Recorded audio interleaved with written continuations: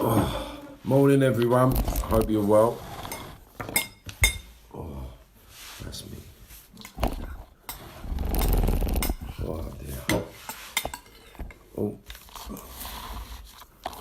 we're live. Oh, it's this one, wasn't it? Right.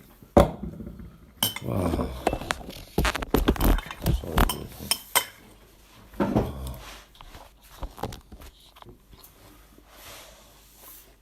Morning, Anne. Hope you're well, buddy. Right.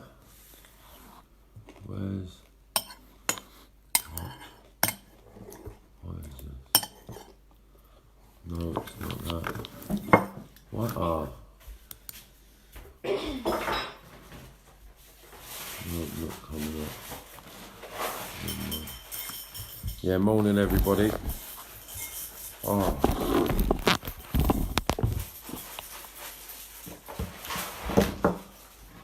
Getting myself ready. Started a bit late today. Oh, there we go. There we go. Beautiful. Excellent. Oh dear. Morning, Bill. Morning, Andre, Mark, Jason, Burnett. And you got to forgive me because I can read, but some things I can't read properly because I've got a bit of dyslexia. But yeah, learning difficulties is what basically I can't say. You don't have to go anywhere. You can do what you like, baby. It's live and it's real. It's nothing but the truth. As long as you don't sit here going when I'm trying to talk, then. Yeah, you go in the other room. Do you understand? If you want to sit here and listen or engage, then I don't mind, but... Okay. Yeah? Not a problem, beautiful. Right, I'm going to put my glasses on just to welcome you all on board this morning. Morning. Morning, Jason, Johnny, Mark, Amy. Morning, Amy. Yeah, nice one for them, Mars. I really appreciate them. Heidi, hope you're well. The kids are doing really good as well, considering we're in isolation. Hope everybody's dealing with the isolation with the best way. Yeah. Do you know what? I could have done the lemons this morning, but I'll post something up about what are they called? When you take something that's something that prevents illnesses coming. So I'm going to post something up later on about. Bit of nutrients you can take which helps take away illnesses and colds and flus and things like that. So a lot of people don't realise that a lot of vitamin C. Well, vitamin C has been taken out of the basic diet for everyone. So normally you used to have vitamin C in your orange juice, vitamin C in certain fruit juices, but they've took all the vitamin C out of it all now, and they've had done for the last 10, 12 years. So make sure that you get your vitamin C through the peel of your oranges, lemons and limes. And kiwis got vitamin C in them as well. And you get them by using the juice. I want to post something up later so you can understand what I'm talking about. So I do apologise. Right, we've been talking basically about mindsets, environments, behaviour and conduct. Talking about my friends growing up, life. The little recap we spoke about racist England. One sec. Right, we spoke about playing out, the old famous playing out days in the 70s, 80s and 90s. Sorry.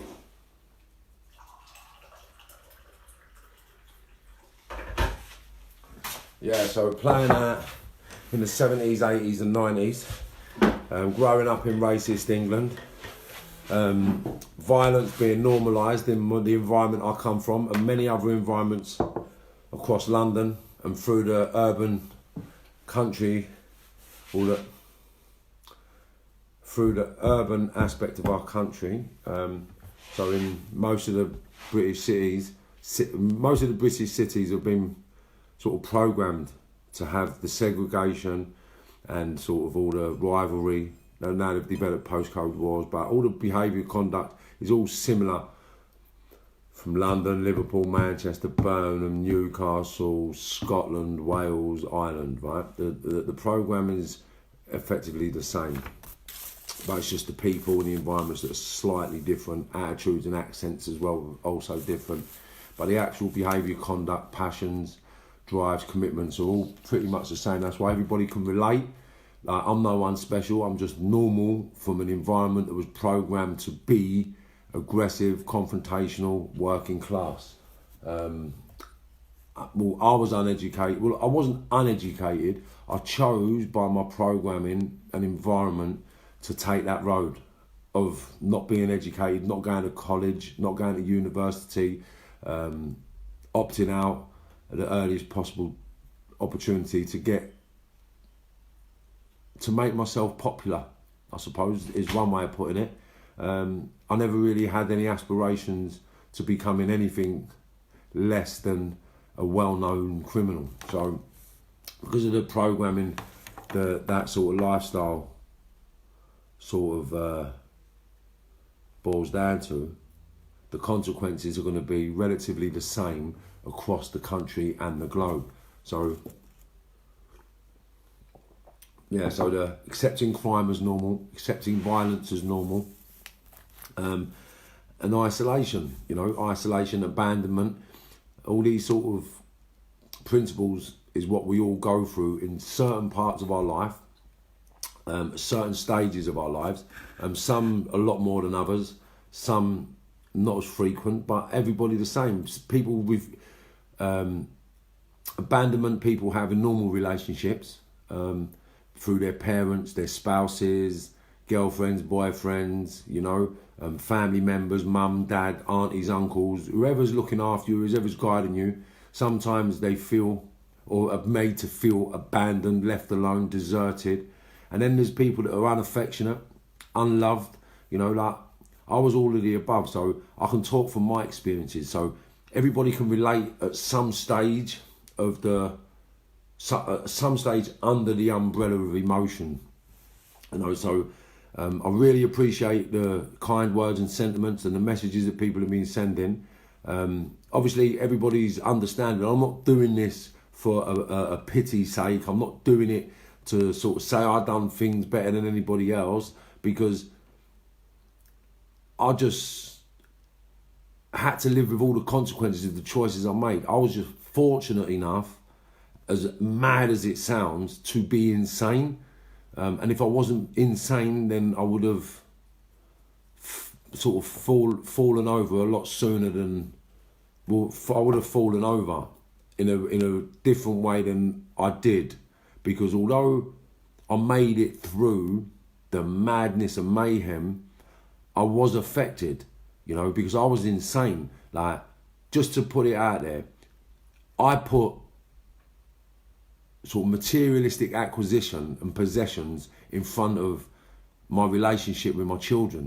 Like, I was programmed, and it's not an excuse. I'm not looking to do this for throwing out excuses, but I've done things because I believed something, right? I believed it in my heart, in my soul, and I believed it because of the experiences I went through as a kid, of my mum and dad not really giving me or being there or supporting us in the way that we all expect or dream about. My mum and dad done the best with the environments and the sort of landscape and the tools that they had. I don't disrespect them both. I'm just putting it out there because I learned from going through that. I don't hate my mum and dad. I don't disrespect them. They are phenomenal human beings. My dad's dead now, but my mum's like amazing. My mum gets a little bit affected by what I talk about, because I suppose it might be a little bit embarrassing for you if you're not totally honest with yourself, but all I'm doing is being honest. I'm not doing what I'm doing or saying what I'm saying to actually make anybody sort of, this isn't to punish anybody or to get my own back or to say, oh, because of this I've done this, because it isn't the case. I actually adopted a lifestyle. I adopted a position in life. I chose to do things, right? So the choices that I made actually had consequences. And the point I was making is, because I made the choices willingly, I knew the consequences. And because I'm one of them kids that doesn't pretend. When I say I can handle it and I don't care, I actually can handle it and I don't care. So going to prison for me wasn't an issue. Getting stabbed wasn't an issue, because everybody that's been stabbed knows that it doesn't hurt. It's the after effects that hurts. It's the after effects that hurts, not just emotionally or physically, psychologically, you know. Like, does everyone think I'm this? Does everyone think I'm that? What if people think this? What if people think that? What if people think this and want to do this? What if people think that and want to do this? You know, so everything has a consequence and a whiplash. So I was just fortunate enough to be able to deal with the consequences and the whiplash in a way that helped me grow even more insane than the day before. So although I made it through by becoming even more insane. So to deal with that way of life and that sort of choice making process and that environment, you have to be insane. Some people pretend to be insane and pretend that it's their normal, and then when they go home and sit indoors, it really battles with their conscience. And this is what I'm starting to learn and understand about people's personalities and people's sort of attitudes, because I understand why people take drugs. I understand why people drink now, because it's their way of dealing with trauma. It's their way of dealing with their situation. Mine was violent, so I never used drink and drugs to sort of deal with issues I couldn't handle. Do you understand? Because there was lots of things I couldn't handle growing up. And the way I faced that sort of fear was with violence. Now, it's not right, it's not correct, but that was just what I'd done, you know. I'm not sensationalising what I've done. I'm not trying to put it out there that I want people to follow in my footsteps, because I don't.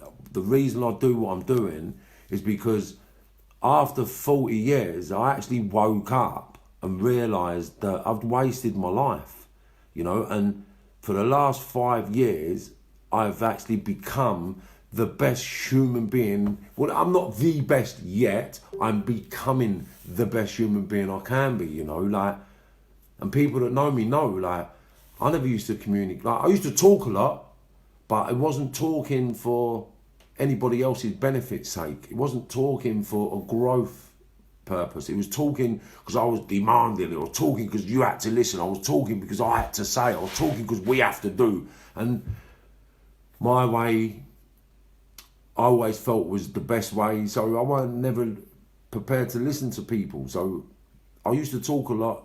I used to talk at people. What I learned through therapy, because I do a lot of self sort of analysation. I do a lot of reflecting. I focus on me as a person and where I've come from and why I actually used to do things. And this is what helped me develop the skills to become the man I am today.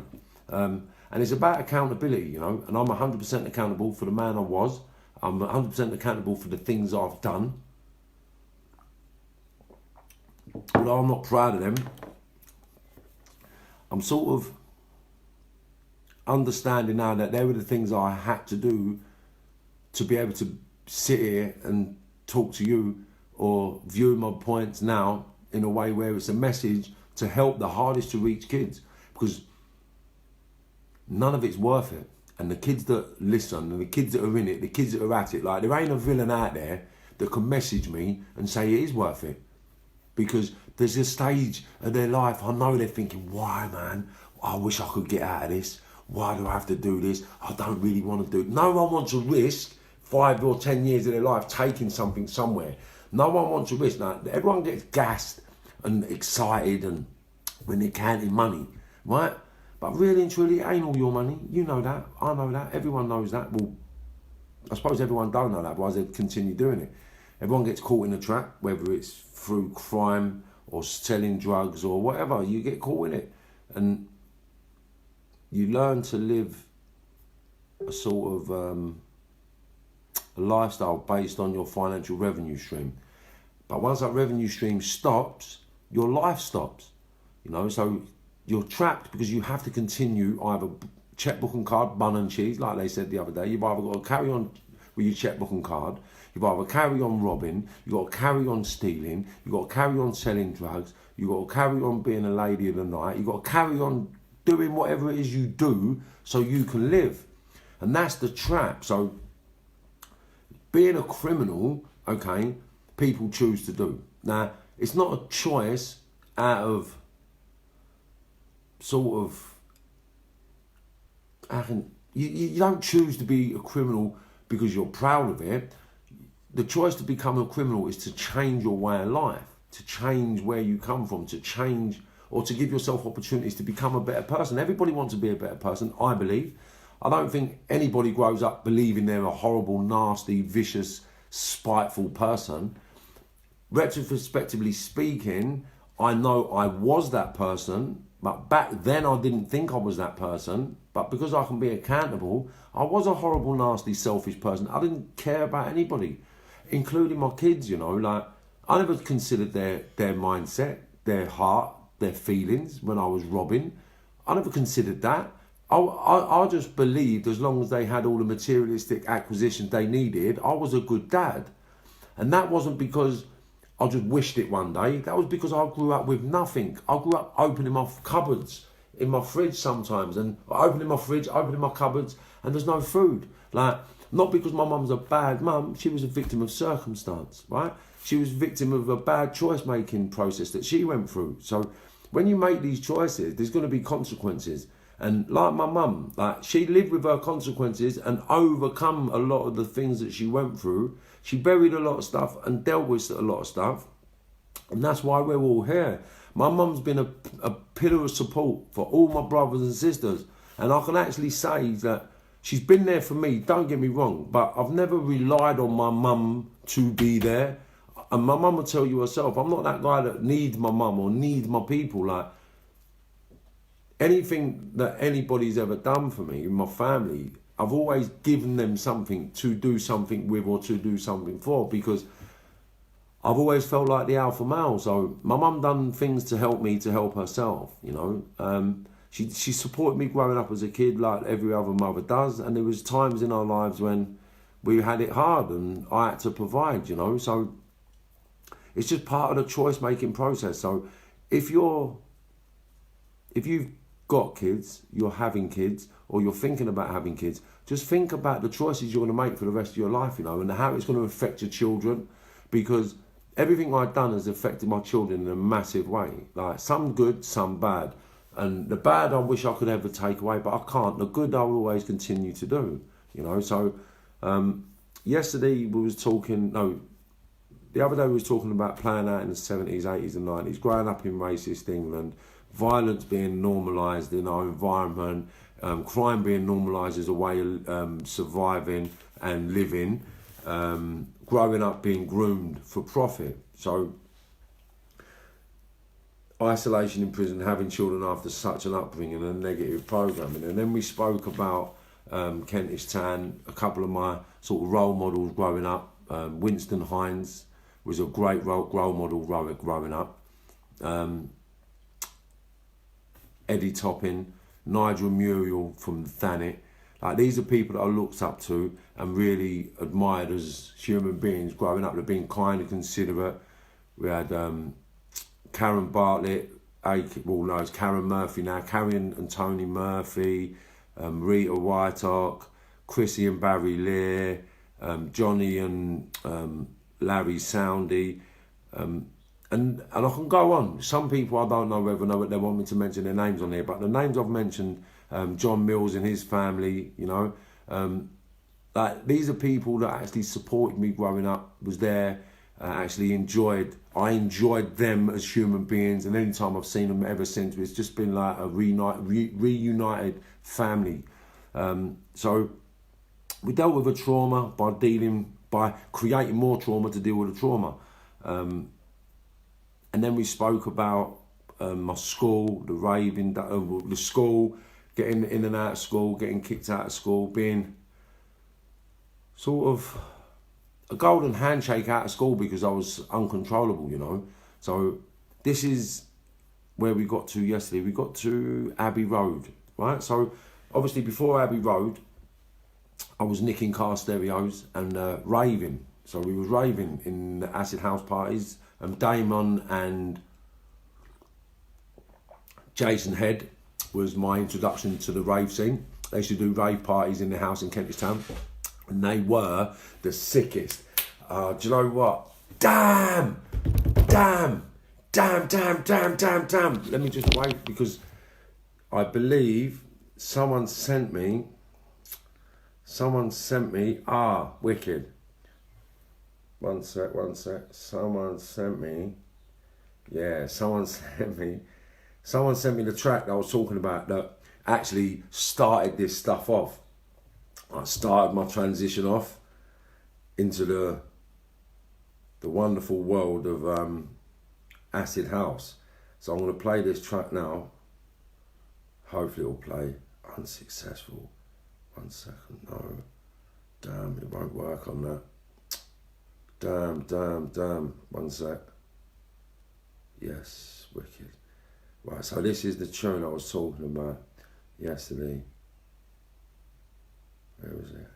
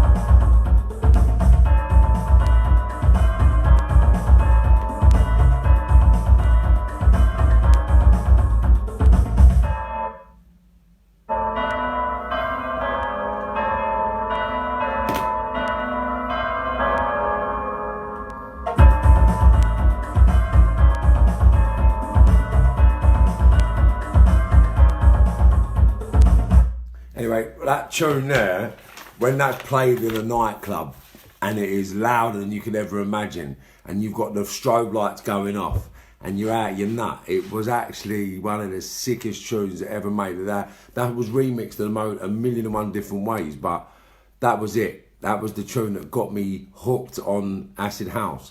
And then basically, from that day on, I sort of used the acid house parties to move around the city and then eventually the country, you know. Every time I moved around the city and the country, I made more and more friends because I suppose I was just insane, and people like that insanity, people like that gameness, people like that, what is it, I just didn't care. Like, I really didn't care. And because I was always a thief, and because I was always sort of, I'm not saying I never had money in my pocket, but anytime I went out, I made sure that I had enough money to party for as long as I needed to party for. And if I needed £300, £500, £1,000, £2,000, £3,000, £5,000, no matter what I needed to stand up in that environment, I was that egotistically insane that I would have made sure I had it. Albeit be my last £3,000, it'd be gone spent on raving, just so I'm with all them people raving, partying and doing all the madness, you know, and then doing all my nuts, going home, skint, you know.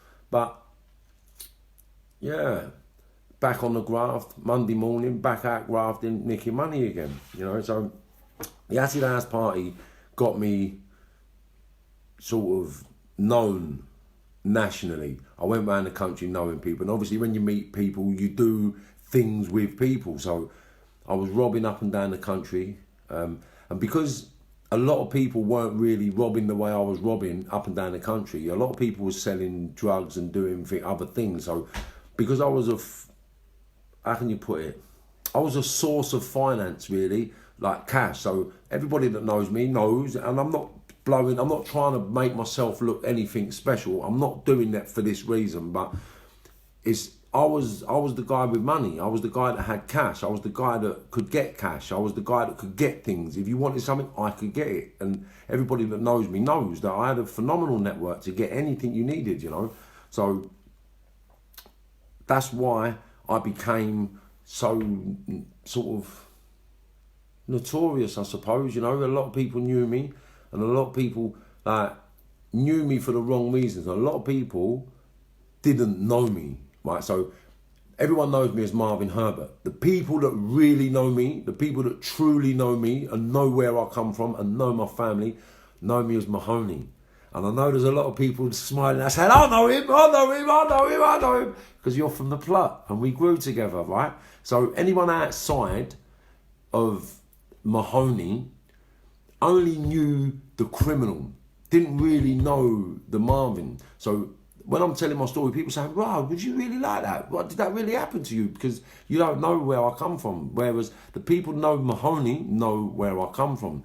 They experienced a part of my world because they see my dad, they see my mum, they see my life, they come to my house, they see how I live, they see how I dress, they see everything. So it's not uncommon for people, well, it wasn't uncommon for people to know the ins and outs of everybody's business growing up because we never had modern day technology, we never had all the social media, we never had mobile phones, we never had computers. So all everybody had was their mouth. So all we could do was talk to each other, communicate with each other. So when something happened, everybody knew because everybody spoke to each other. And because of the social circles we live in are very small, the word gets around pretty quickly, you know.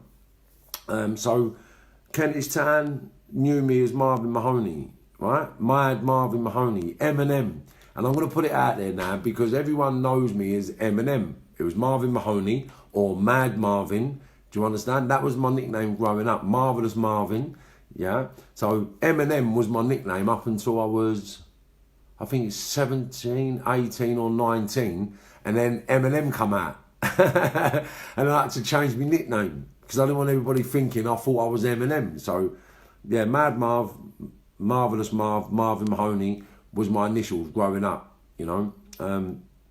So we went through learning how to be me, learning how to fight, learning how to earn money. I learned all that before I was 14. So turning 14, I was over Abbey Road. I grew up in Kentish Town, Camden Town, Belsize Park, Hampstead, Cumberland, Somers Town, and parts of Islington. Islington I used to go over now and then, but I went over Islington later on in the story. I was in Islington around about 24, 25, I ventured over there. Because as a kid, you're not really on all the... I wasn't on all the gangster stuff as a kid. I was just on the survival stuff. And it weren't until I went to prison, made a name for myself, and then people say, do you know this one? Do you know that one? And you're like, no, I don't know them. Well, they're from this place, they're from that place. And you think, I don't know them. And then when I got out and I started hearing, oh, who's this fella? Who's that? And then, oh, do you know who that fella is? That fella's such and such. That fella's such a... I think, wow, who are they? Everyone talks about them in the shovel. I'm going to get to know them. And then you sort of slowly get to know people, or you don't. Because of certain...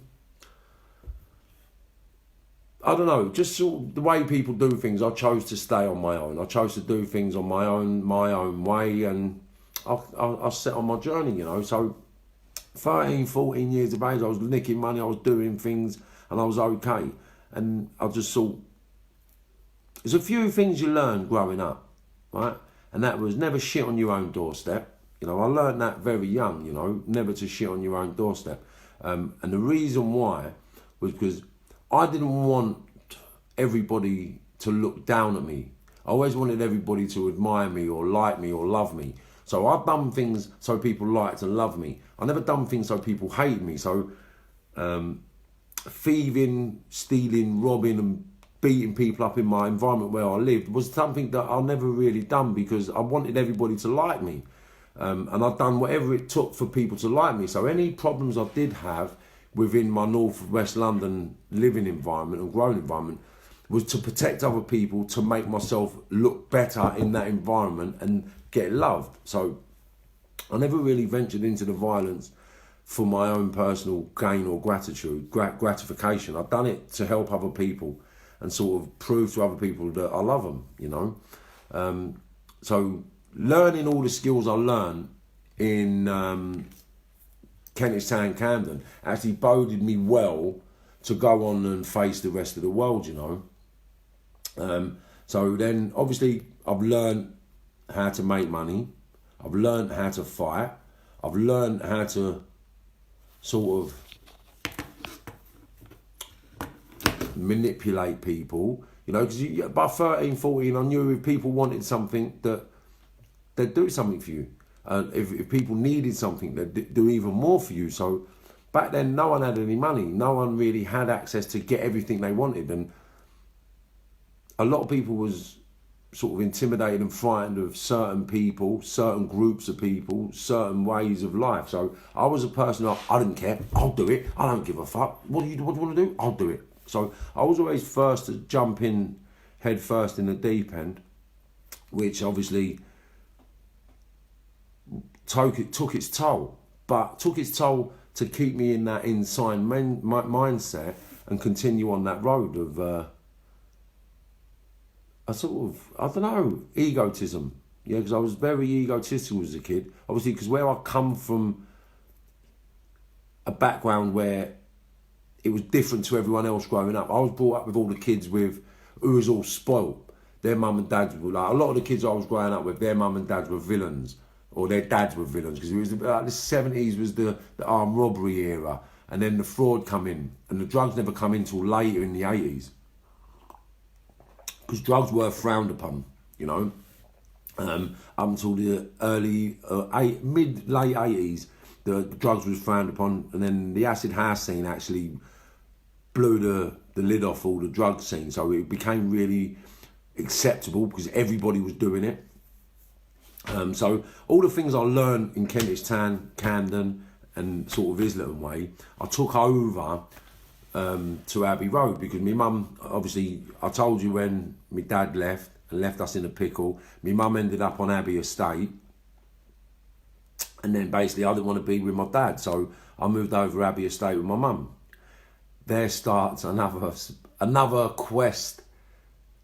That journey started, and the quest in that journey was to actually become the same person I was in Kentish Town, but on Abbey Estate. And obviously, coming from a sort of predominantly racist area with conflict into another racist area with conflict, I just started again. Like, it was all again, right? So I'm going to tell you a story, but I won't mention names, just because people might think, what did you mention my name for? Because people might get the wrong impression or the wrong message from what I'm saying. But I moved over to Abbey Road. I've got to fit in now. I've got everybody to like. Everyone needs to like me. I need to be able to make friends, right? The first friend I did make was, I think, Larry O'Sullivan, and we're still friends today. Larry O'Sullivan was the first friend I made on Abbey Estate, and he used to live facing me. And ironically enough, right, this is how mad it is, right? And a lot of the youngsters won't understand this in today's times, but a lot of Irish people and black people are very close, because we weren't allowed nowhere. We weren't allowed to do nothing. So we sort of grew together. It was crazy. So anywhere I went, it was always Irish people that I linked with first, and then they're friends with English people, and then you sort of meld into them. Apart from Maitland Park. So I don't know if Barry or Chrissy Leah are Irish. I don't know if they might have Irish descent. I'm not 1,000,000% sure, but I will ask them, or they'll tell me today after watching. But yeah, Irish was very how can you put it? When they take you in as their own, they're very accommodating. The Irish was always accommodating growing up. So when I moved to Abbey Estate, Larry O'Sullivan and his sisters used to live facing me, and his dad was Irish and his mum was Irish. And they were proper Irish. They weren't like Like, they were proper Irish with the Irish accent, and they lived the Irish way. And the dad was a staunch member, a staunch grafter. He went to work. The mum worked. Like, they worked like their fingers to the bone, and they to give their family what they needed, you know. And they allowed me into their house. You know, we had a good relationship with Larry. And then obviously, because of Larry, it went into all the other kids on the estate, you know. And without even realising it, Larry used to take the piss, but he didn't realise that him taking the piss is what made me welcoming or welcomed by everybody else. I don't know why, but it just went how it was. And his friend was Ben Sherman, and then we all just became friends, hanging around, doing little things. And then because I was always that sort of, I was always on the quest for a new journey. I was always looking to better myself. I was always looking to achieve more.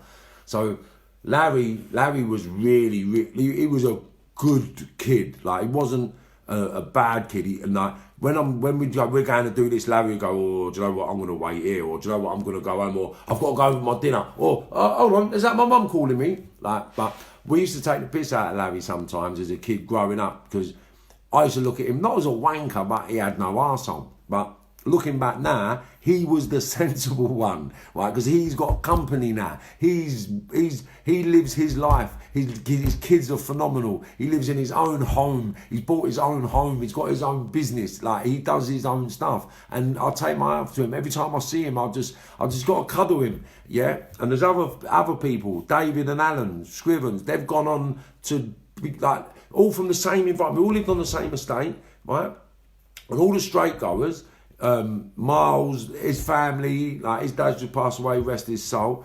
You know, like all the straight goers' families, and all the people that got told to go and work, and all the people that was getting, like, the mum and dads would come out and get them indoors, because you're not going out now with them, you're not hanging about with them, you're not hanging about with them. Like, they've gone on to actually achieve phenomenal lives, mate, and their kids are doing really well, and their lives are comfortable, they're happy, they own their own homes, they've got their own companies, and they've become successful contributing members of this society. And that is something that we have to admire.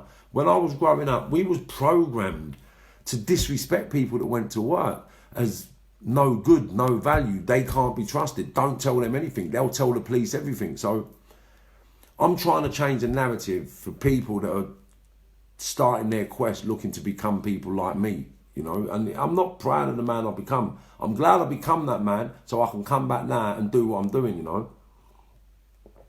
Because it is imperative that the youngsters understand that they can't, it's not a sustainable lifestyle. It's not a lifestyle that you can live on and pass down to your kids. And if you do, and you believe that, then all you're heading for is headache, dramas, shooting, stabbings and prisons. Because no matter what level of crime you get in, no matter what type of crime you get into, the higher up the ladder you go, the more problems you get. Because the higher up the ladder you go, the more money you get. The more money you get, the more haters you get. The more haters you get, the more problems you're going to have. Because they're not nice.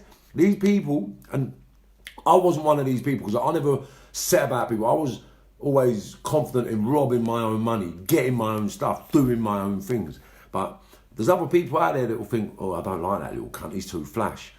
I'll tell you what, get him and him to go and rob him. I know he's doing this, I know he's doing that. And then you get set up. And then people rob you, or people say they've been robbed for their gear and they haven't been robbed for their gear, and they just pull your pants down because they're getting paid. And criminality, once drugs come into the frame, it was all about getting paid. And because the drug game was all about bail, no, there was only 2% that paid for the product. Everyone else got bail.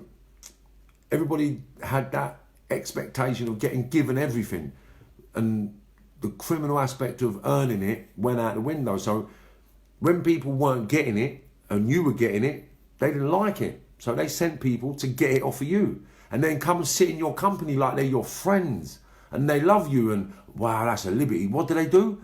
They booted off your door and they took what? That's a fucking liberty. I will find out who done that. Don't worry about it. And then you never find out who done it because it was them that done it. It was them that sent someone from another area or another part of the postcode into your gaff or around your people or rob your runner or just all the scummy shit, you know, because it happens. You know, I've sat in companies with people and say, how could you do that? He's your mate. I said, nah, do you know what it was? I helped him get on his feet and now he don't want to help me out. He's a fucking cunt. So I'm going to send them lot to take it. The cunt. I'm like, wow. And that's the same principle as this, right? You're a carpenter, right? And you're shit up, right? You're a carpenter. The other mate's a carpenter, but he's not that good, right? Someone comes and they say, I need a carpenter. What can you do? I can do this. They say, ooh, that's good. That's good. Can you do that? No, I can't. Okay, I'm going to take this guy to do what you can't do. And because I get paid for doing it a hell of a lot more than what you get paid for doing what you do, you come and rob me. Where's the logic? Learn to do what I'm doing. Do you understand? Learn to do what I'm doing and then you can earn the same money. Now, if you want to be a criminal, then you've got to learn to do what the other people are doing. I'd advise you not to because the only thing you're going to learn is how to be, no disrespect, yeah, no good. Simple. I was no good all my life. And what made me realise that I was no good was the fact that I got shot 5 times. Right? I got shot 5 times. Did anybody come to see me in the hospital? The handful of people that come? No. And I'll tell you something now, right? A couple of people from Kentish Town and a couple of people from Abbey Road, right? And one person from Tottenham. Do you understand? One person from East London. Do you understand? Now, a lot of my friends was incarcerated or dead at that stage, but there was hundreds of people that went around this planet telling people they were my pals, telling people they love me, telling people this, telling people that. They never paid £50 to get on the plane. And I don't resent them. But they wasn't what they was pretending to be. Do you understand? Now, the people that know me growing up, right, that was my friends growing up, I distanced myself from everybody because I wanted to be a gangster.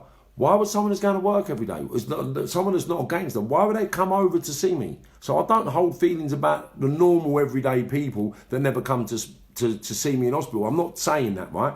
Because I wouldn't expect you to. But the people that I risk my life for, the people that I risk my liberty for, the people that I got stabbed for, the people that I got shot at for, the people that I got in trouble for, right? They never come to see me.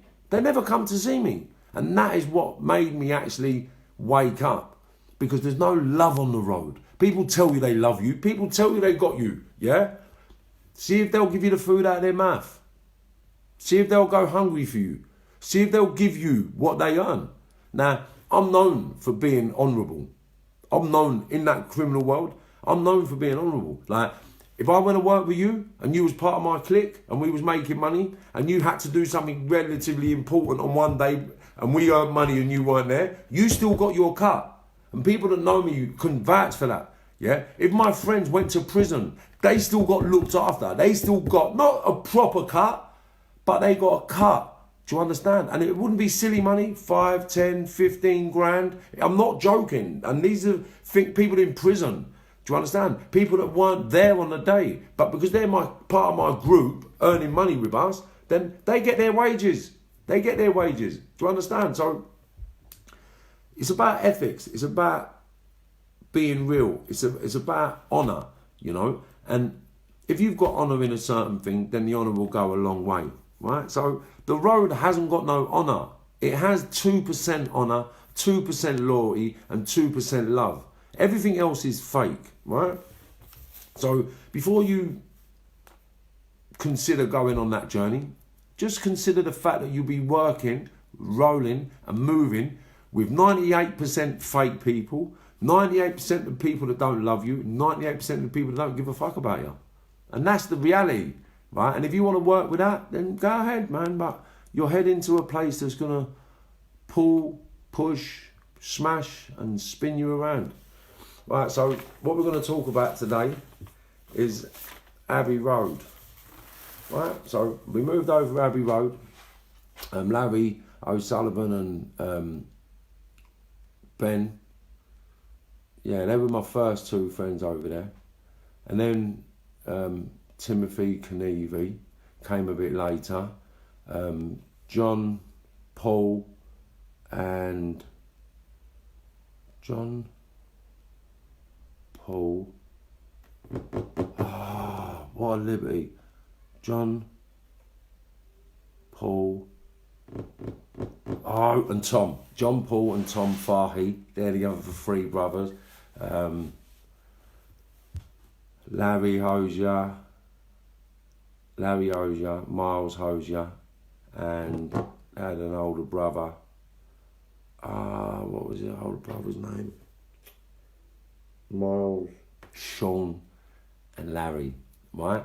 Now their mum and dad was phenomenal, like just work, proper honourable, and they've got good work ethics.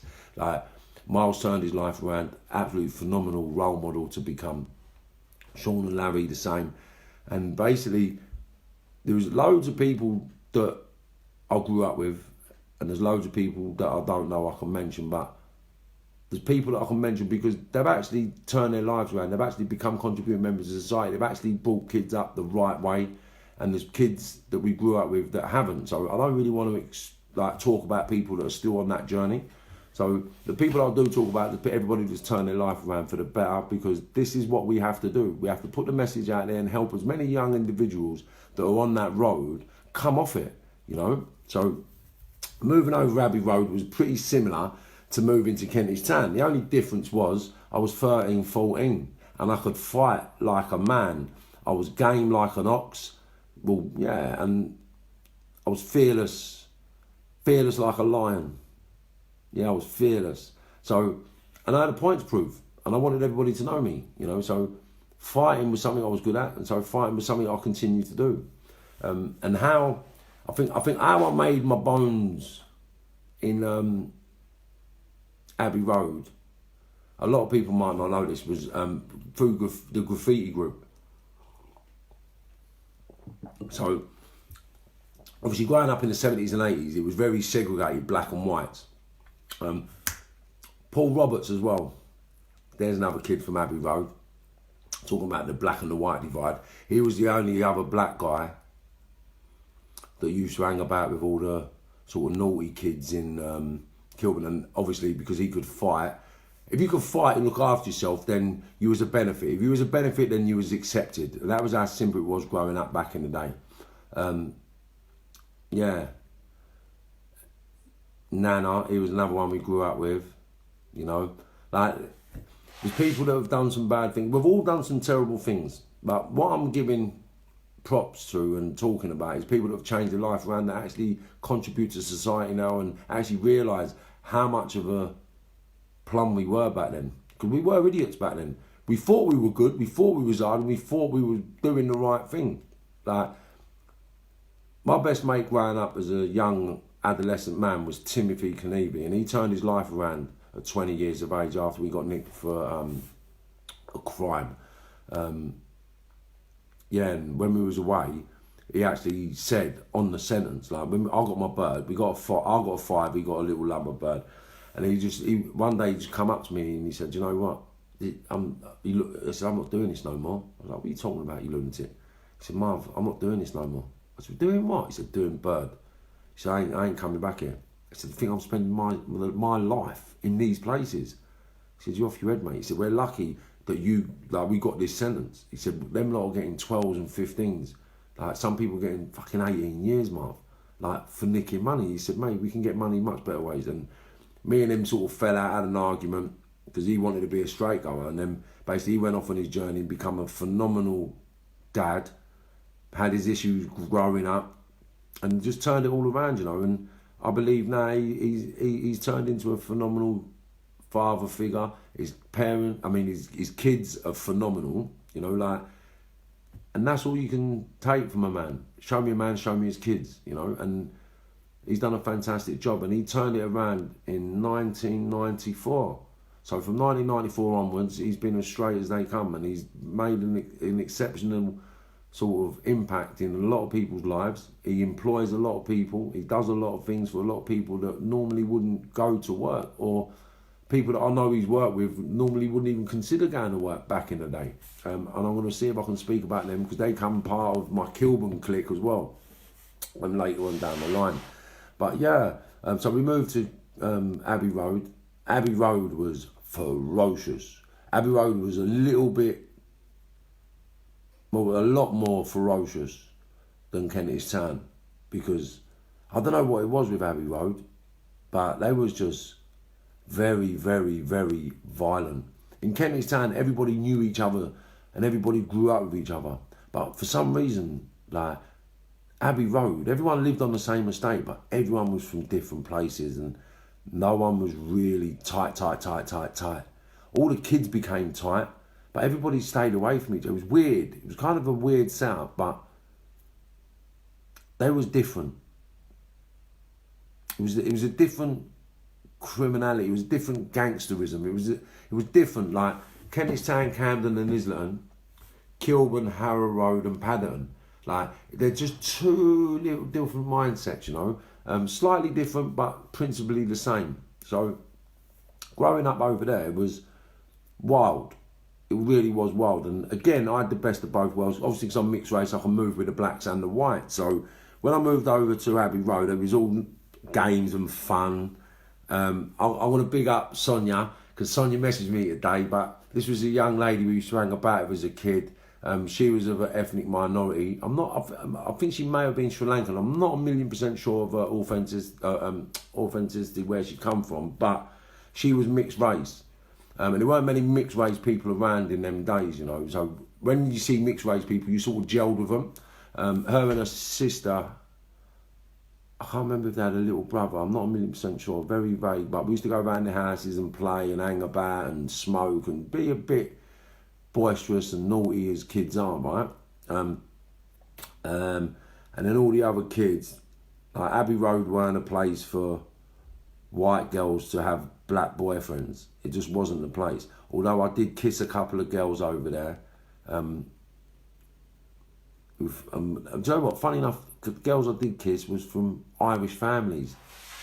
So, yeah, again, no blacks, no dogs, no Irish. That sort of resonated growing up as well with the female interactions we had. And I'm proud to say I never lost my virginity till I was 17. But yeah, so I wasn't really into women. I was into surviving and making money. So Mia was a good friend of ours. We all grew up together, had a laugh and a giggle, just playing out, hanging about, did we used to have sleepovers and all that? We used to sleep in each other's houses. It weren't like a sexual thing, but we used to just all hang about until late, crash out, wake up, fuck, I better go home sort of thing. But yeah, so because I could earn money, car stereos, and then Abbey Road is where I learned about the burglaries, because that's what they were in Abbey Road. In Kentish Town, there was more robbers and sort of different level criminal. There weren't burglars really in Kentish Town. There weren't a lot of burglaries that went on over there, to be honest. There was burglars, but they was older, and they used to go into Regent's Park. I can't really talk about them, but people that know, you know.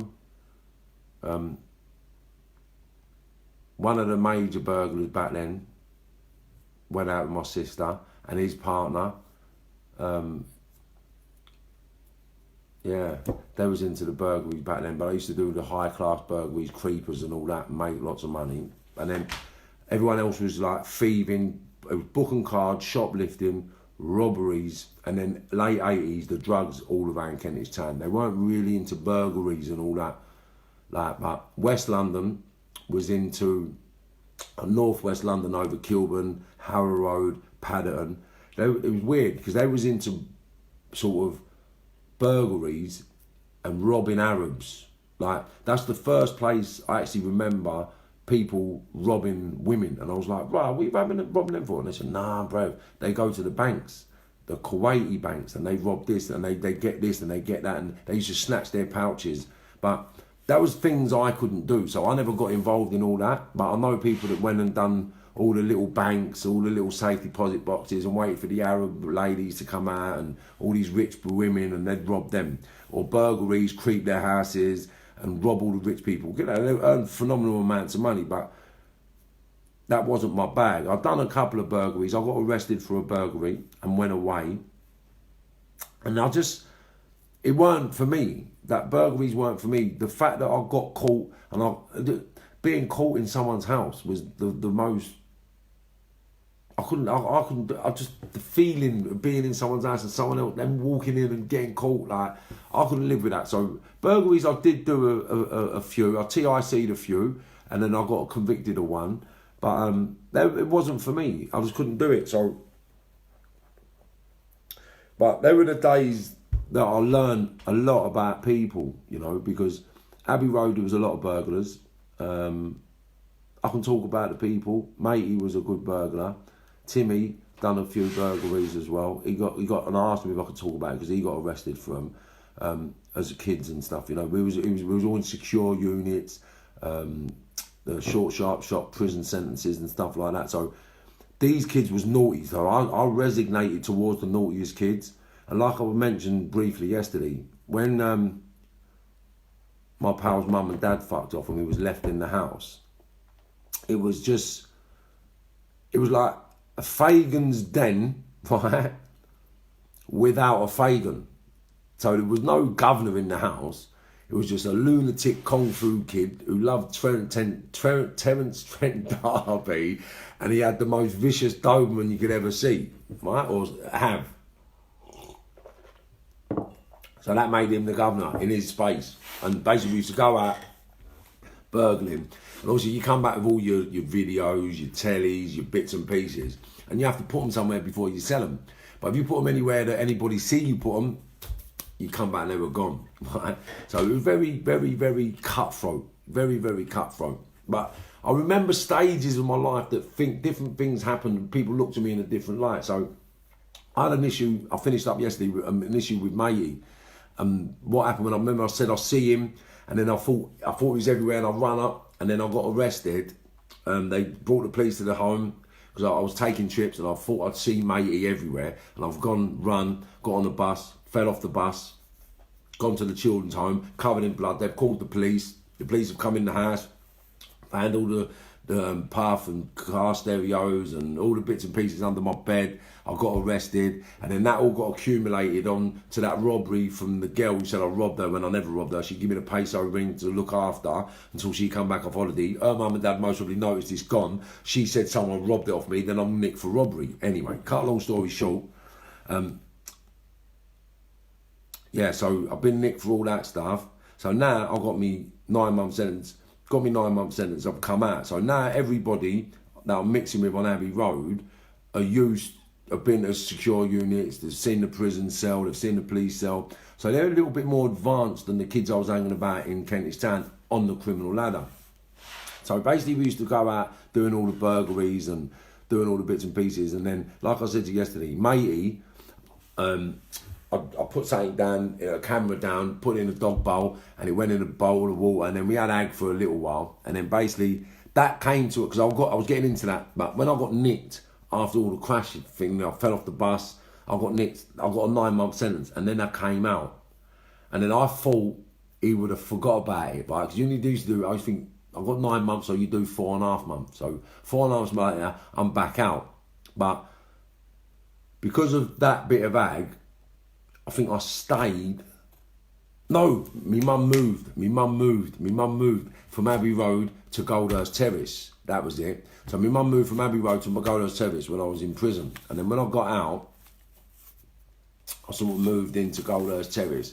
So I started moving about in Kentish Town again, rather than Kilburn, because I had ag with Matey. And then it come to an end. I was outside Deeran's house. I've whistled up for Deeran. He's looked out, and then basically Matey's just come from nowhere. I don't know where he was, or I don't know what happened, but I don't know. I've got a scar here on my ear, and I don't know to this day whether it was a knife or what. I don't know what he hit me with, right? But he's hit me here, and it looks like a stab wound, so I'll call it a blade, right? So he stabbed me here. And basically, he stabbed me, and I got disorientated straight away. So straight away, I'm dizzy. I can't see now. I didn't even know who it was. So I'm trying to fight someone that I can't see, and then all of a sudden, we've ended up on the floor. We've ended up on the floor. Plainclothes detectives have come over. They've nicked us, or tried to nick us both. I was like, what are you doing? What are you doing? No, he's my mate. He's my mate. What are you doing? No, you can't nick me. I said, we just fell over. And they're like, are you sure? I said, yeah, he's my mate. I said, what's happening, matey? Because I've promised him I wouldn't mention his name, right? So I'm saying, what's happening, mate? He's like, oh, sweet. I said, tell him, innit? He was like, yeah, no, we're mates. So with that now, I'm pissing blood. I've got to go to the hospital. We're calling an ambulance. No, I'm all right. I've got a bit of tissue. So me and him walks off as mates. So then, ironically enough, we get on the bus together, on the 24 bus. And I said, like, wow, why would you do something like that, man? Like, I thought I was your mate. He said, yeah, but you owe me money, innit? You owe me money. I was like, but come on, man. Fuck. And then, anyway, from Camden Town to the Royal Free Hospital, we sort of made up. So, and that was the end of it. I don't think... We became mates after that, and nothing else ever changed. We never ever confronted each other. I weren't one of them people that, when you beat me up, I feel like a mug, or you stab me, I feel like a mug, so I've got to get you back. It was just one of them things. He felt, because I ruined the camera, I owed him £700. If someone owes you £700, they don't pay you, then they've got to get an hiding. I accepted that, and basically, we just moved on. And it was just as simple as that. And then we became friends doing other things. Subsequently, matey got arrested and went away. He got arrested and went away. I think he got 6 years, and it was like, that was big at that stage of our lives when you were growing up, you know. And then basically when he come out, he was a different man. Funny enough, we met him because about a year or 2 years later, I was nicked for an armed robbery. I was robbing a security van. So when I was nicked, I met him in the shovel, but that's moving forward. So yeah, Abbey Road, growing up, burgling, getting to know people. And I was talking about what sort of got me put up the ladder a little bit. So there's two things, but what got me accepted in Abbey Road, I believe, was this story. One of the guys off the estate was in school. Now, this guy off the estate used to have me in his house. I used to eat in his house. He used to hang about me every day. We was friends. There was no doubt about it. I stayed in their house. I ate in their house. Their mum and dad used to give us 20p. Like, you know, his dad, like, I won't go into detail because what happened next, other people might take it out of content and, like, because it's all kid stuff. And growing up back in the day, calling someone a black cunt was normal if you was white. It was accepted if you was white. They used to call you a coon on the telly. They used to have programs and say, "Hey, we got them bloody darkies moving in next door. Who's that coon?" Like, this was normal stuff. But obviously, to us black people, it was offensive. And back in the 70s and 80s, we took real offence to it. So, growing up in that confusing period of time, this one kid, he'd said something to a black kid in school who's from Kilburn. Anyway, one day, a gang of them would come up to beat this kid up. George, right? George Caporo, right? He ended up becoming my best friend. George, I'll tell you what it was. George, Nana. It was George, right. Main, Hell, Rizla, Steam, Smiley, Rain. Yeah, they were the tags, right? Steam, Main, Hell, Rizla, and Smiley. And then basically there was Spotty, Uni, what was all the bloody tags then? But there was a load of us, a load of them anyway. So they would come up to go and mess up this kid. So all of a sudden, they've all come up to beat my mate up. But they're at the top of the road, and they're coming. It's like, what are you lot here for? But my mate's already run, so I know they've come for him. So I said, bruv, what are you doing? They was like, no, this geezer, we're going to do him. Where is he? Who? So they've mentioned his name. I said, wow. I said, you know what? Nah, mate. No, he's racist, I said, no, he ain't. I said, he's my mate. I said, then I'll go in his house, I eat in his house, his mum and his dad, And then, like, George was, like, tall. He was, like, 7 foot. I'm not even joking. He was 6'6", 6'9" or something. He was fucking huge, right, as a kid. His nickname became Sky in the Death, but he was tall. So obviously, because there's a group of them and he's the biggest one, I've took it upon myself to offer him out. I said, well, come on then, mate. I said, look, if you want to beat him up, fuck him, have it with me. Do you know what I'm saying to you? So, cut a very long story short, we never ended up fighting, but he saw something in me, and we started communicating. So then he was like, bruv, what are you doing? I was like, well, nothing, man. I was just hanging about with this lot. He said, why don't you come out with us? Why don't you come here? Why don't you come there? So I said, what do you lot do? He was like, we do graffiti. I was like, what do you mean? He was like, look, come here. This is my tag. This is his tag. And everyone showed me their tags. And I was like, rah. And because people know me, right? So I like a giggle, and apparently I've got a beautiful smile. Anyway, I thought I'd nickname myself Smiley. So that's what it was. I took on the name of Smiley. So I went around graffitiing the name Smiley with Hell, Main, Rizzler,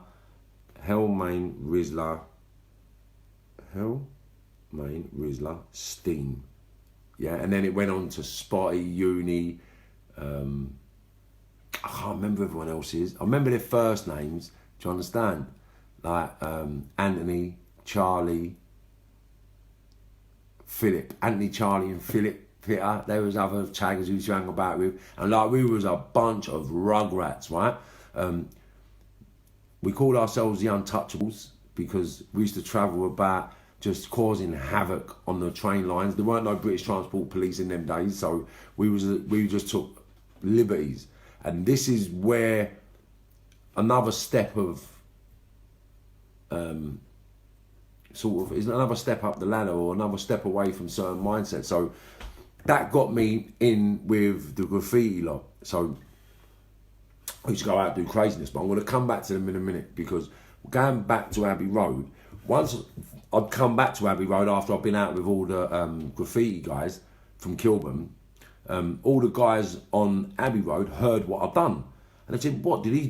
Obviously the chat was that I confronted all the black kids that come up, and the biggest one there after that straight. Obviously, George had a reputation in Kilburn, and St. George's School is where they went. So St. George's School was pretty predominant in that part of the area. Everybody went there. So I became a little talk of the town for a few days, right? Because of that happened. They was talking about this little lunatic that fronted all them lot, and then all the people I was protecting was talking about me going out and confronting them on my own. So it raised my profile as a person doing certain things, right?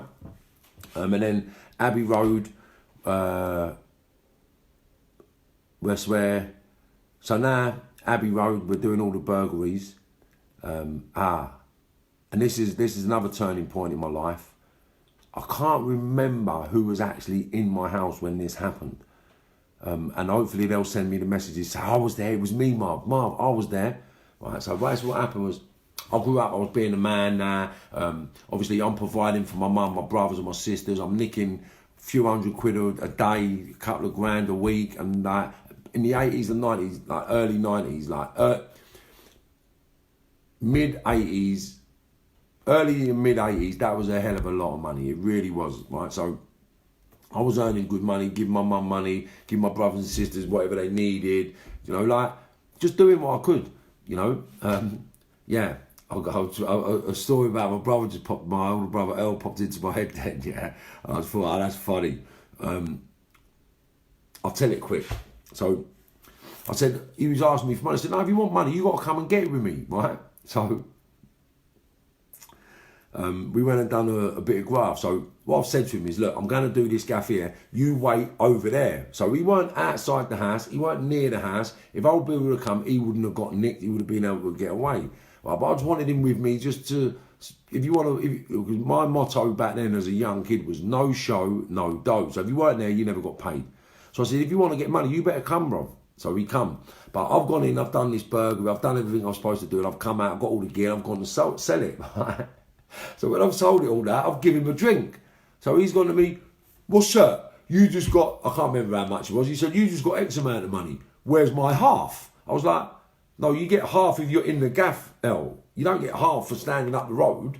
I said, come on, man. And then anyway, cut a long story short, me and him had an altercation. I can't remember if he got, I think I stabbed him. I'm not 1,000,000% sure. I think I stabbed him in his hand or cut him in his hand, or I've gone to stab him and he's grabbed the knife and I've pulled the knife and he's cut him. Something like that, I can't remember.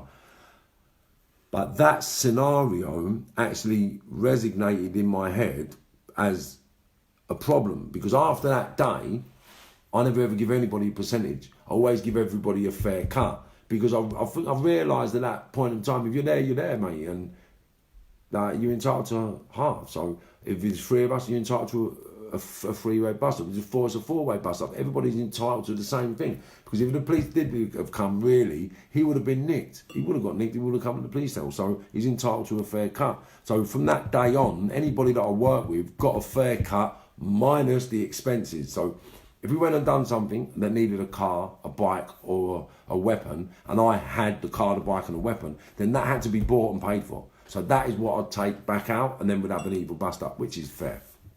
Anyway, so so we're burgling, robbing, stealing, going up the ladder. I've confronted the boys from Kilburn now. So now I've gone up the ladder. So now I'm known in Kilburn.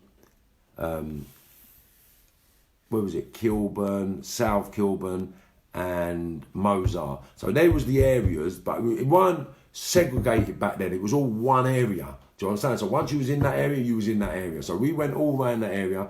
Stonebridge, Church Road, everyone was sort of united. And there was a couple of people from there, a couple of people from there, a couple of people from there, a couple of people from there, it was like, in the end, there was about, I don't know, 15 or 20 of the untouchables. 50 or 20 untouchables had 2 or 3 friends each. So if we went out on a day grafting, there might be 30 or 40 of us. Do you know what I mean? And this is 30 or 40 young kids that didn't give a monkeys, have all got a chip on their shoulder and all want money. So I made my bones with the South Kilburn lot, Harrow Road, Kilburn, Mozart, and then I'll go into them in a minute, because that's 15, 16 years of age. Right, so 14, 15, I'm making my bones on Abbey Road, Rowley Way, fighting who I needed to fight, defending who I needed to defend, and stealing what I needed to steal. All that went in. Then my mum moved to Goldhurst Terrace. The ag dissipated with me and matey. What happened then? Right, yeah, so now I'll go back to the graffiti days, because after the graffiti days that's when I started doing serious crime. So that's when the jump up started. That's when the jewellery stops, or the suspected jewellery stops started happening, or nicking big parcels of money, or not, weren't millions, but 20, 30, 40, 50 grand, 70 grand, 100 grand, 120 grand. But 15, 16, 17, it's a lot of money, you know. So basically, we're at the 10, 15 grand, 5, 10, 15 grand stages. So now I'm over Kilburn, Abbey Road. We're doing what we're doing on Abbey Road. Going up the burglary ladder. I moved to Kentish Town. What catapulted me up to a next level in Abbey Road? That was what it was.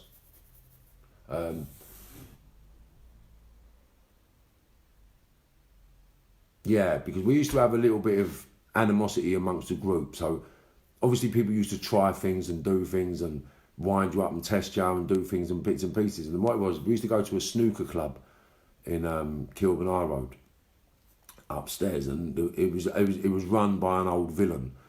Basically, what happened? Everyone used to respect this old villain, and he was this, he was that, his mates was this, his mates was that. I didn't know him too well, but all my lot from Abbey Road used to respect him and look up to him. And then basically, what happened? I can't remember the proper ins and outs, but I think Timmy and them lot went and done a gaff, and they got a load of watches, and I think the watches were snide. I'm not 1,000,000% sure. I can't remember what happened, but they got a load of watches. I ended up with a couple of the watches. So I've gone and seen the fella, what was it, John, I think his name was, in the snooker club. So I've said, yeah, mate, will you got to think I'm only a little mixed weight. In their eyes, only a little black cunt. I'm only a little black cunt going up. So he's an old ex-villain or knows all the villains. He said, so I've given him the watches, and he said he's going to give me half in sniff and half in reddies. and I got to come back at a certain day. And then he tried to palm me off, mate. He tried to palm me off.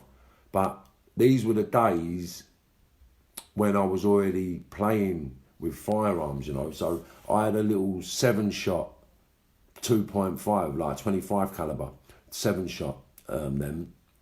And he didn't pay me, so I went up there, pulled it out on him and told him I want my fucking money, mate. And he paid me. And then after that, I don't know what happened after that, but I stopped going up to snooker club. I started going up there, and then he left, and then the snooker club got shut down. I don't know exactly what happened to it, but I remember I stuck it on him in a way where everyone was talking about it. The olders was talking about it in Kilburn, that I put it on John in the snooker club. And then basically I got left alone on Abbey Road.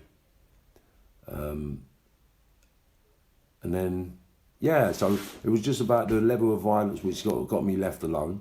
And then I moved back over to, I moved to Goldhurst Terrace. When I moved to Goldhurst Terrace with my mum and that, I got my own flat on Belsize Avenue.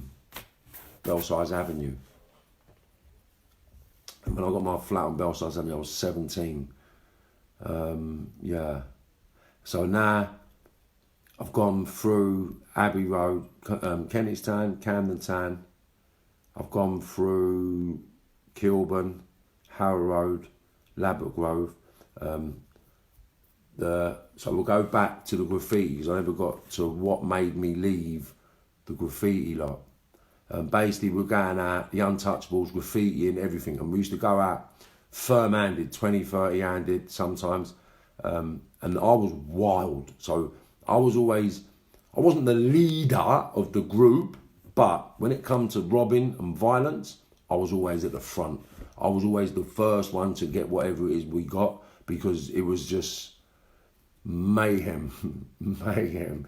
Like, I used to snatch chains off people, right? Chains off, like, I wouldn't rob women or snatch chains off women, but there was a stage of our lives that we was nicking Indian gold. So any 22 carat gold used to get robbed. You used to get a lot of money back in the day for it.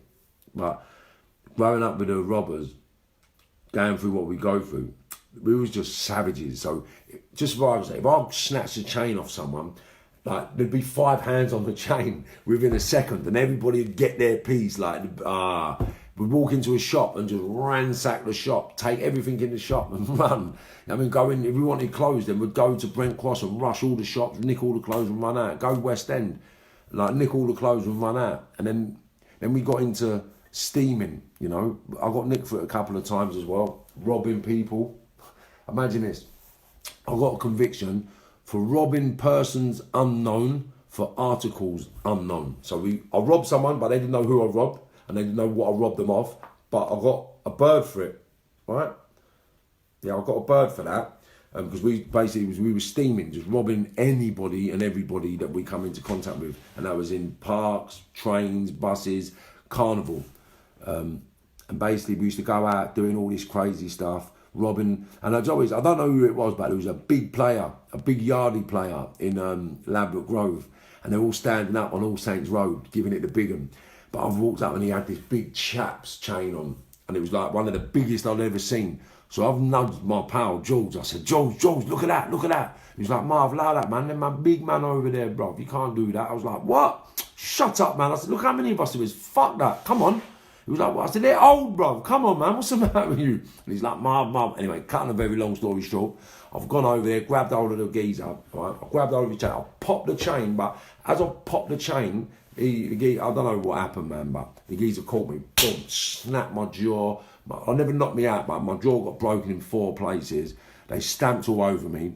Old Bill come. We all got out of there. I ended up getting nicked down the way, but that was the steaming through the carnival back in the day. And then basically we used to go out causing havoc, mayhem everywhere we went. And then basically one day, this was the start of it. We come out of Camden Town train station one day, And whoever you're watching, because I see you come up the other day and I know you're watching, so you remember this, right? So we come out of Camden Town train station. As we come out of Camden Town train station, I see one of my pals go up to someone and say, have you got a fag? And the geezer went, no, mate, piss off. And he went, what do you mean, black cunt? Who are you calling a black cunt? But with that, everybody in front of him has just turned around and heard black cunt. So we didn't care about black cunt, about who, what and where. It was like, who said that? So my mate, I ain't going to mention him now because he might be a bit embarrassed that he'd done it now. But back then he went, it was him. And he pointed at the geezer. He pointed at the geezer and I just said no for a fag.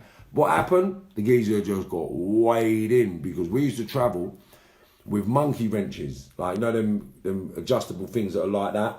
And then you move and one bit moves in and close. Right, we had them and they had the biggest ones. So basically, this geezer's just been weighed in Camden Town train station with these bloody monkey wrenches. And then afterwards, I was like, why did you do that? And he was like, shut up, man. You know he said it. I said, bruv, you know he never said it, man. Come on, that was deep, bruv. And then basically, we went out. Something else happened and a kid ended up getting killed and everyone got nicked for manslaughter. But I know Owen, rest his soul, Owen got convicted and got a 5-year sentence for it and someone else got a sentence for it. But I can't remember who actually got sentenced, but we all got interviewed and we all got questioned. But because there was so many of us, we all made out, I weren't with them or I weren't there, I weren't this, I weren't doing that. But I never agreed to that sort of behaviour. That wasn't me. I weren't going out just to hurt people for no reason. But this geezer apparently went out, something happened and this geezer got killed with the monkey wrenches. I can't remember the specifics. I can't remember the place. But I know we was all together all the time and these things happened. So basically, after that, I'm just thinking, this is long, mate. Them lot are in jail. Them lot are doing this. Them lot are doing... So I went back to the group and I'm like, bro, I'm not doing this no more, you know. I said, look, my brother, because my brother was from Liverpool, I said, my brother started doing these robbery things, you know, like for big money, like, I want to go and do these robbery things. Do you lot want to come? And they're like, no, we're going to do this, we're going to do that. So basically, at that stage of my life, I think I was 16 then, I decided to not go out with the graffiti groups anymore because I felt the crime that they was committing was meaningless and it was just ending towards badness all the time because we beat people up more than we earned money, you know, and we was always hungry. You know that, man. We was always hungry. We was always looking for money for food. We was going in like restaurants, like, you know, takeaways, ordering food and just running off. Do you know what I mean? And then like just crazy stuff. We weren't making money to live on. It was just survival food shit. So it weren't enough for me. So I thought, what am I going to do? What am I going to do? Obviously, back to Kentish Town. So I go back to Kentish Town. I'm 16, and in the midst of all this, I brought Tetley with me. Tetley was Christian Phillips, so I brought Tetley over. And the people that know Tetley's dead now, rest his soul. He died in early 90s or late 90s. I can't remember. It was in the 90s sometime, but he died due to unfortunate circumstances. Nothing criminal, but he ended up dying because he chose to get involved in a way of life that never boded him well. Anyway, he died. So basically me and him, and it was because I started raving in the acid scene from the age of 13. By the time I come back at 16, it was full pelt. So now me and I'm 16, I can make money. So yeah, I'm 16, I'm making money, I can fight, I've got respect anywhere I go. So all the parties that was over North London, everybody knew me. All the parties that was over West London, everybody knew me. So North and West London like that, everybody knew who I was. So anywhere I went, I was known, right? And then basically 16, hitting the rave scene like lunatics, going around London. And because of the violence we've all grown up in, like, I think 16 is when the Rats was formed, because we was all fully flown then. I'd already smoked crack 13, 14, 15, but I weren't on it hard. You know what I mean? We just dabbled with it. And then when I went away for a couple of years and come back when I was 16, that's when it got hard. We hit it hard. So it was everyone, like everyone knows, you go down to Monarch on a Friday night, you're sniffing, you're taking ease, and then to come down you was having Valiums, right? So it was just part of the normal bullshit in northwest London, right? So sniffing, puffing, taking these, and then fucking smoking crack, and then to come down from the crack, you'd sniff a bit of heroin, and then basically realising that sniffing it cost more than smoking it. Like, if you for what you had to sniff and wait for it to happen, yeah, you'd smoke a little bit and it'd happen instantly. So sniffing became smoking, you know. So anytime I was coming down, I'd smoke a bit of gear, you know. Like, it was crazy. Like, it was just normality. I wasn't a junkie. I was a junkie, but I never saw myself as a junkie because I spent hundreds of pounds every day on clothes. Do you understand? So every day I bought new jackets and shoes, or trainers, or jeans, or whatever. So I never classed myself as a junkie, so to speak. I just took drugs and had fun and earned money. Every day was mirrored like the last. Wake up in the morning, sniff some coke, smoke some puff, go out, nick a bit of money, buy some clobber, go out raving, take some ease, have some crack, have some heroin, go to sleep, wake up, repeat. So this is what happened from 16 years of age. And then basically, now I'm doing a few burglaries as well when nothing else is happening. So when you're really skint, it was car stereos to get a couple of £100. And what it was, car stereos, you got to get 10 stereos to get just under £1,000, right? So you got to be out long, where one burglary might get you £1,000, £2,000. So it kind of juggle between convenience. Do you understand? And then basically I got arrested for a burglary, 1988. Yeah, I got arrested for a burglary in 1988 and went away. I got 12 months for it. Obviously I got a sentence for the bird. I got arrested for jewellery that got taken from the house. They never recovered the jewellery. I ended up sending the jewellery when I come out. But basically, I went away, I got 12 months. So now I've gone away 12 months. I've experienced prison proper, because I was away for 12 months. And then back then you used to do half, but because I lost all my remission, I had to do 11 months or 11 and a half months up in Honnersley Bay in Ipswich. So by the time, obviously because of the fighting, the drugs, the environments I've sort of moulded myself and grew in, by the time I got to prison, I could have it. And I was game and I didn't care. So once I touched prison, I'd experienced it with a short, sharp shot, but short, sharp shot wasn't like, the ball stalls wasn't like Feltham. It was weird, right? So when I've hit Feltham, it was different. And that's where I met other villains. Mark Lambie was one of the villains that I met in there through conflict as well. So basically, I'm having it. There was one a penny, half a penny. They was from Brixton. Another geezer called Fox from Brixton. These are people that I remember having ag with. And basically what it was, because I always spoke like this, and all the young kids, all the black kids growing up at that era, because of the riots and all the racism, they had the Yardie accent. So everybody used to talk like, yeah man, what a blood clot, what chop ball, yo blood, yo blood, yo blood. But we used to refer to them as raggers, right? So Feltham was full of all of them, right? In their groups and gangs. North London, West London, East London, South London, right? But because I spoke like this, no matter what, like, I wasn't accepted as one of them. So I had to have ag with all of them. Now, I can honestly say I never got beaten up in prison, right? And people that know, I never got beat up in prison, but I had a hell of a lot of problems with a hell of a lot of people, and I never got beaten up once in prison. And that is, I'm not saying it to be big-headed, it's just the ferociousness that happened. Now, the one time I did get, I got my eye busted, I got my lip busted. No, I got both my eyes busted and my lip busted. And basically what happened, I was away with Ersty, right? So me and Ersty are away. Everyone who knows who Ersty is knows. So me and Ersty are away, and I had Sandy, Finn, Quinn, Will, Fabian, and all that coming to visit me. But we was all partying then. So we were sniffing, taking ease, having a little bit of gear. We was all fucking at it, right? So basically they're coming to see me, bringing me my pills, my sniff, my gear, my puff, and all that. So obviously you got to bottle all that gear, go back to your cell. So I'm with all the boys from Tottenham.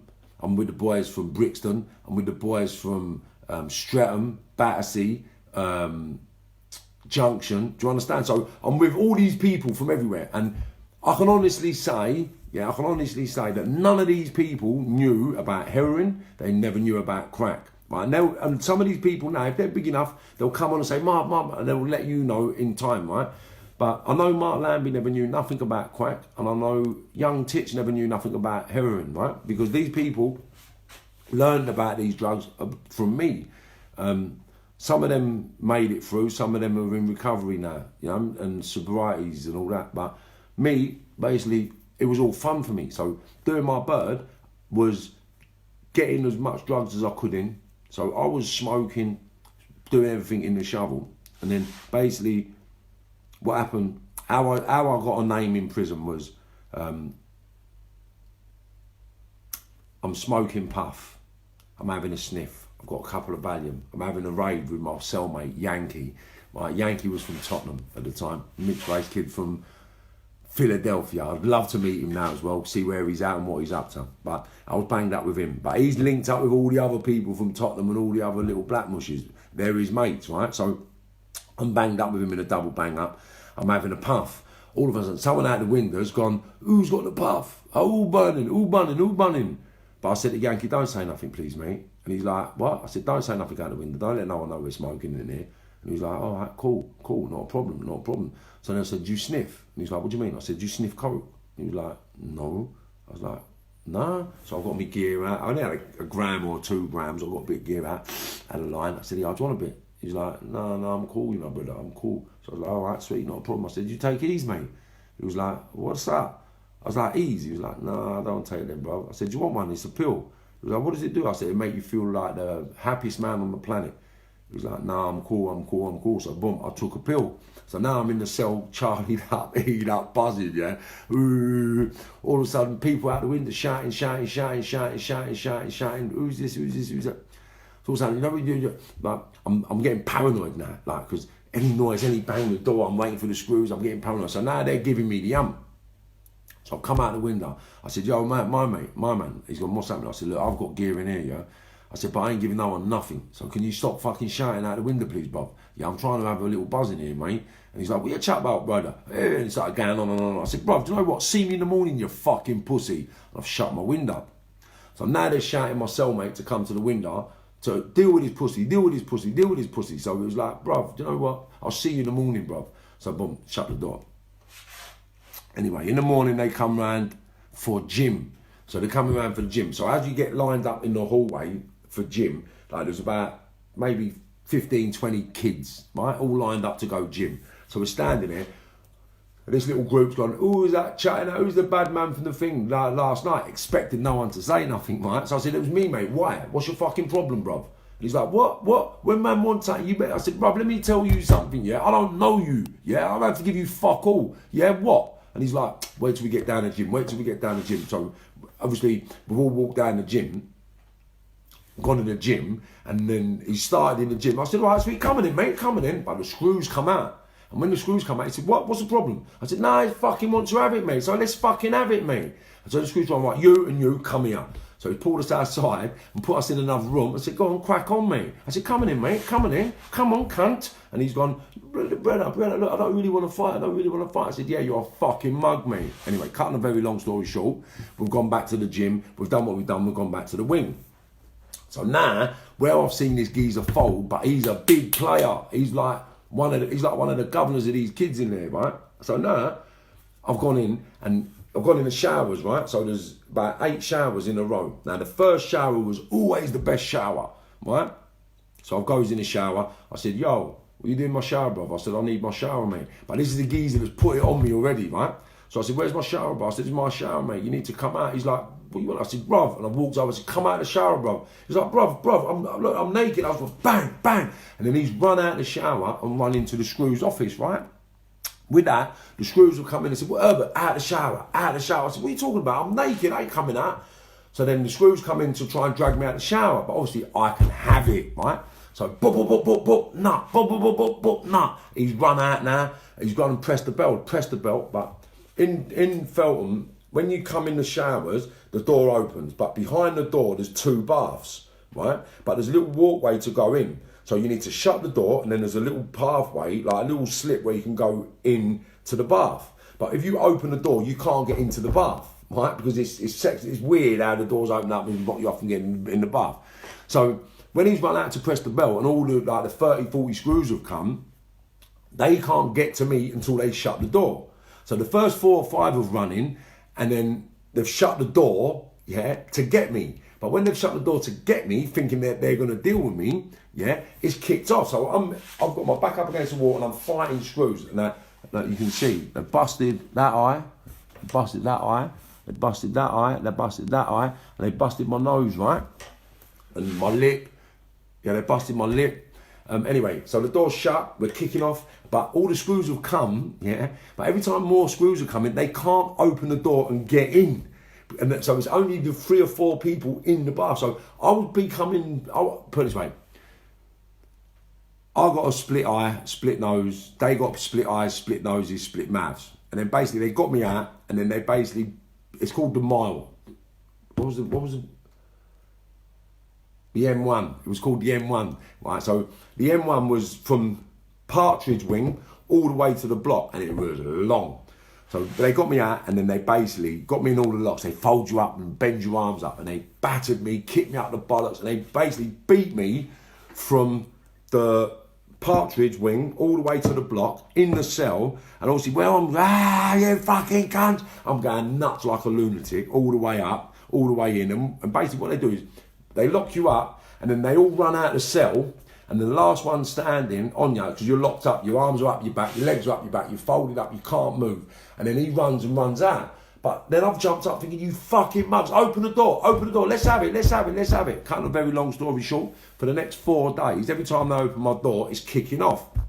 So now I'm doing screws because they can't fight. They can't be police officers because they haven't made it. They've failed at other jobs, so they've took this job. They're not really happy with themselves, so they're not really fit. They're not healthy. The only ones that were fit and healthy were the gyms, and we used to compete with all the gym ones doing all the activities anyway. So now I'm doing these screws every time they open my door. And then it comes to the point where they come and said, Herbert, calm down. Look, we don't want to fight with you no more. Like, calm down. Why are you like this? And then basically become more of a therapy session after a week, because I'm just fighting every day, like, fuck. And then basically they come to me and they said, look, we're going to put you up on a wing. Are you going to be okay if we put you up on a wing? Because you've been down here too long. I can't remember how long I was down the block. But then they said to me, yeah. And basically, at the time, Nightingale Wing was the best wing to be on. So they said to me, how do you feel about going Nightingale Wing? So I said, yeah, I'll go Nightingale Wing. Not a problem. So I've gone Nightingale Wing. No, I've jumped one wing. So no, I've gone, that's it. After that, I've gone back to Partridge. So I'm back to Partridge Wing now. And there's me and Ersty, that was it. So it was me and Ersty on the wing. So now basically what's happened, because of that geezer I've rushed this geezer in the toilet, in the shower, right? And he's gassed me up. And then they bent me up, beat me up, took me to the block, beat me up, and then they brought me back to Partridge. So now we're on Partridge. I've gone on a visit. This is what happened. This is what got me up the ladder. So I've gone on a visit. Me and Ersty on the visit. And this is where I met Mark Lambie. So me and Ersty on a visit. And Ersty was small then. He was really small. So we goes on a visit. I've copped. My brother come up and he brought me, I think it was half ounce of weed, half ounce of hash, and a bit of gear. Half ounce of weed, half ounce of hash, half a gram of smack and half a gram of coke and half a gram of smack, right? And then basically I bottled all that. Ersty's got a load of hash. Oh no, I'm telling a lie. Ersty got hash and I got weed, right? This was the coup. So basically when we've gone back, we'll come off the visit together, we're sitting down. So I've said to Ersty, what have you got? He said, I've got hash. So I said, all right, do you want to have a bust up? He said, I've got it bottled. But with that, Mark Lambie's come in and started his terrorisation of people. So he's walked in and he's terrorising people about their parcels. And he's took his belt off, whipped a couple of people, took a couple of people parcels off for someone else. At that point, he's overheard me and Paul talking. So he's gone to Paul and said, what are you doing, bro? What have you got? And I said, bro, what are you talking about? He's with me, mate. What are you talking about? He's with me. So I've stood up and said, what? You got anything with him? You got it with me. And me and Mark come into a confrontation, the screws come, split us up, we've gone about our business, we've gone to another wing. So what I didn't realise, and I'm pretty sure Mark done this, but I'll find out at a later date if he done this, but I'm pretty sure he told someone else to rob me and Paul. So basically, when we've gone back to the wing, I think it's bang up. It was afternoon. So we've gone back to the wing, and then you bang up, right? And then you have your bang up, and then you get open up for tea, and then it's association from 6 till 7:38 or something like that. So I've said to Paul, I said, cause I used to love ash, weed. I never used to really love it. All the black people love the weed, but I didn't really like it. I liked ash because it was harsh. So, because when you're sniffing or taking ease, you need the harshness of the ash. I did anyway. So, I've got to Paul, I'll bust that ash up. He said, I'll wait till association. So I said, all right, sweet. So, come association now, we're in the snooker hall room. Like, you get a little pool room. So, I've gone in the pool room. So, I've gone in there, and I've got a quarter of weed, and Paul's got a quarter of ash. He got half ounce, I got half ounce. I got weed, he got ash. So as we've gone in, I said, yeah, Paul, here's that bit of weed. But obviously, we're doing things, we're not worried about getting robbed. We're not worried about people robbing us because we're at it. We're game. So I said, yeah, Paul, where's that bit? Where's that ash? So he's giving me the ash. With that, a couple of the kids in the pool room have said to me, oh, you got a spliff, mate. But I didn't know them. So, no, I ain't, mate. What are you on about? He's like, bruv, give us a spliff. I said, I ain't got no puff for you, mate. I've got my own puff, that's it. He said, can you sell me a puff? I said, no, I'm all right. Because obviously we could spend up, we were making money. I was getting money sent in, 20 quid a week, right? So we was getting our money coming. We didn't need money off of them. I had canteen. Do you know what I mean? So I didn't need nothing. And you was allowed 200 fags brought in a day then as well. Or was it a week? So you could eat on your visit. You could have things brought in on your visit. So you people would bring you fags. We all had fags. You know what I'm saying to you? So we didn't need nothing off these kids. So I was like, no, I don't need nothing. I don't need to sell my puff, mate. My puff's to smoke. So he's like, what are you talking about, bruv? But this is where I realised that I got set up. So then all of a sudden, there's 5 or 6 of these little black kids in the pool room. And next thing you know, all the pool balls start flying. Snooker clubs. Oh, mate. So anyway, it's kicked off in this room. I got my eye busted with a snooker ball. The screws have come in, took me up the hospital. I've gone to hospital. So now, these kids have weighed me. That's how I see it. Nah, that's a liberty. I couldn't even throw a punch. He split my eye open. They've got to go. So basically what happened, because now I've got that mindset in it, it's kill or be killed. So these 4 or 5 of these kids have done me. So they've got to go. That's it. That's the rule. If you get touched, they've got to go. It's as simple as that. So now it's on, right? It's on. But kind of a few very long stories short, right? Basically, all of them got weighed in one by one, right? Because I see them all one by one in different places. Now, Urshi and them lot will know because it kicked off on a visit once and they was all there. It kicks off on a visit. I weighed this geezer on a visit. His visitors tried to get involved. My visitors got involved. Everyone got split up. Everyone got carted off, right? And then basically all the others got caught. And then the last one I caught was coming back from court, right? So in Feltham, you all get put in a holding room. That was it. And we've gone, this geezer was Mark Lambie's mate, as it happens. This is where Mark see a different side of me. So I've walked into the holding room, I think 6 o'clock in the morning. I've seen this geezer talking to Mark, he was part of the group that robbed me, right? I walked, when you go to court, you get given your belts back, you get given everything back, right? It's because you're going to court. You get your kit and all that. So I walked in, I've seen this kid, and I thought, rah, that's that fucking geezer, mate. That's that geezer, he busted my eye open the thing. So I've gone in the toilet where you have a piss, I've took my belt off, and I've wrapped my belt around my hand, and I've come back out, and I walked up to this kid, I said, get up, cunt. And he's gone, what are you talking about, mate? We're going to court. I said, I don't give a fuck, mate. Get up, mate. Because we had honour growing up. You wouldn't punch or attack someone laying or sitting down. So this geezer had to get up. We're having it, mate. Get up, you mug. Don't make it up for the screws. Come in the fucking toilet. Stop making it up. Come in the toilet. We got to have it, you mug. Anyway, cut a long story short, he wouldn't come in the toilet. So then basically I said, bruv. So I said, right, you lot, get up and get in front of the window. Get up and get in front of the window. We're having it, bruv. We're having it now, you mug. Anyway, all the kids have got up and stood in front of the window so the screws can't see in. So I've got, anyway, cut a long story short, I've ended up getting this kid, smashing, busting his nose, smashing all his teeth out. And you know when you just keep punching someone, their teeth keeps breaking.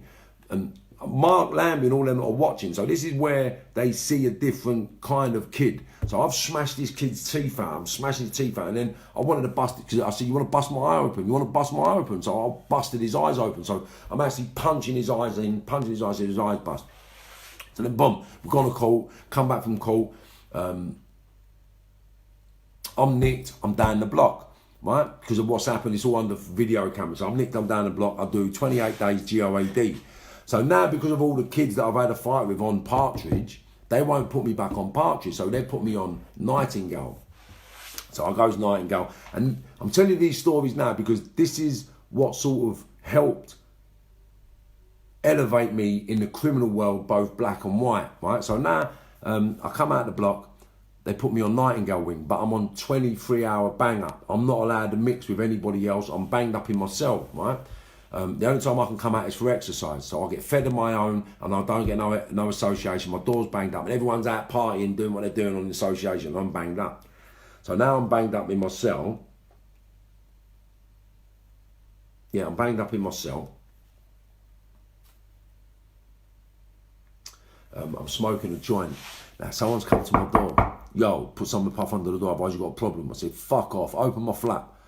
Bro, oh, put the thing on the door, otherwise you got a problem, you come out, you're going to get... I said, bro, open my fucking flap, you pussy. Suck your mum, you dirty little cunt. Your mum's a prostitute. Your dad's a mug. Your fucking people are tramps, you cunt. Open my flap, let me see your face, you fucking has-been, you bum, you this. So I'm giving him every fucking coat I can give him to make him open my flap and confront me so I can see who it is. And I didn't know who it is. Anyway, cutting a very long story short, I've come out for my food that evening, and I've gone up to the hot plate. Mark Lambie, Weng, Granty, and a couple of kids are on the servery, right? So I've gone up, got my dinner, got my pudding, and they've gone for my custard. So I'll give the kid my custard, and he went to me, what'd you say? I was like, custard. He went, what'd you say? I said, what you on about me? Do you think I'm a fucking kid? I said, give me my custard, bruv. He said, what do you say? So I just threw my tray at him, because you used to get metal trays to get your food. I threw my tray at him, I tried to jump over the hot plate. The screws would come in, grab me, bent me up, put me in my cell. Anyway, so after that, the screws come down and opened my door and said, obviously they've gone to the kids and said, right, you're going to do him, yeah? Do you want to do him? And they've gone, yeah, cool, get him in here. So the screws come down to me and said, right, do you want to go and have it with them two kids? So I said, yeah, of course I do. He said, well, you're going in their cell. I said, so fucking what? Come on then. So anyway, he's let me up, put me in the cell, shut the door, expecting to open the door 10 minutes later and see me all beaten up. But the two kids, when he opened the door, the two kids were clarited up, sitting on the bed like school kids. Do you know what I mean? And I just walked out the cell, went back downstairs, went in my cell. So that evening then is when Lambie and them lot come and asked me if I'd bang up with them. So I was like, what do you mean? They said, well, we're in a 4-man bang up. So I was like, what? What do you mean 4-man bang up? I'm in a single cell. I've been in a single cell for just under a year now. So I'm thinking, in a 4-man cell? He said, yeah. He said, Gov, open his door. He said, come and have a look. So then basically, a deal got made where I moved in the dorm with these 4 geezers from Tottenham. And then basically, it amalgamated our relationship growing up. And we became really close friends. Family friends with everybody's kids and all that sort of stuff. And now we're all on different journeys, going different places, doing different things. Mark at the present is back in jail because he didn't want to come on his journey with me 10 years ago, or 5 years ago, didn't want to come on his journey with me. And he's where he is now, repeating history. Insanity. So basically, yeah, banged up with them lot. And it was just about, I was taking E's, sniffing coke, smoking heroin. And them lot didn't know nothing about that. All they done was smoke weed. Basically, I think I was arrested for trying to shoot the bouncer at Camden Palace. I was nicked for firearms. Yeah, there was lots of conflict there. So one of Mark's enemies at the time was a guy called... Anyway, I won't go there because I have to speak to him and find out whether I can speak about that story. I'll come back to that one at a later date. But yeah, I'm nicked for trying to shoot the bouncer at the Camden Palace. Basically, that happened on the wing. I was banged up in the dorm. We were all having murders in the cell. And then basically, I can't remember what happened. But I served someone up. I served someone up really bad. I can't remember what I'd done. And I can't remember who it was. But what they'd done, they moved me from Feltham to Brixton. They got on what you call a star up. So they starred me up to... It's like a YP's Cat A, but it's not a Cat A. But they put you in a man's jail on isolation. So you're in a man's jail and you're not allowed on anyone else's landing. You've got to be on the one. So I got sent to Brixton. Eamon McEntee I met in Brixton. He was an escapee then, but I used to think he was the governor. I looked up to him like you couldn't imagine, Eamon McEntee, right? So Eamon, I'm giving you props there, son, because I did really used to look up to him. When I was a kid, 17, 18, I got nicked for that, trying to shoot the Camden Palace bouncer, Noel Williams. So yeah, so I'm looking up to all the villains in there. Basically, yeah, I'll show you what I used to do.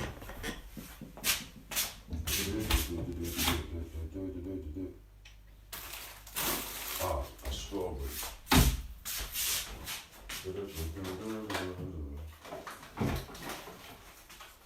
Yeah.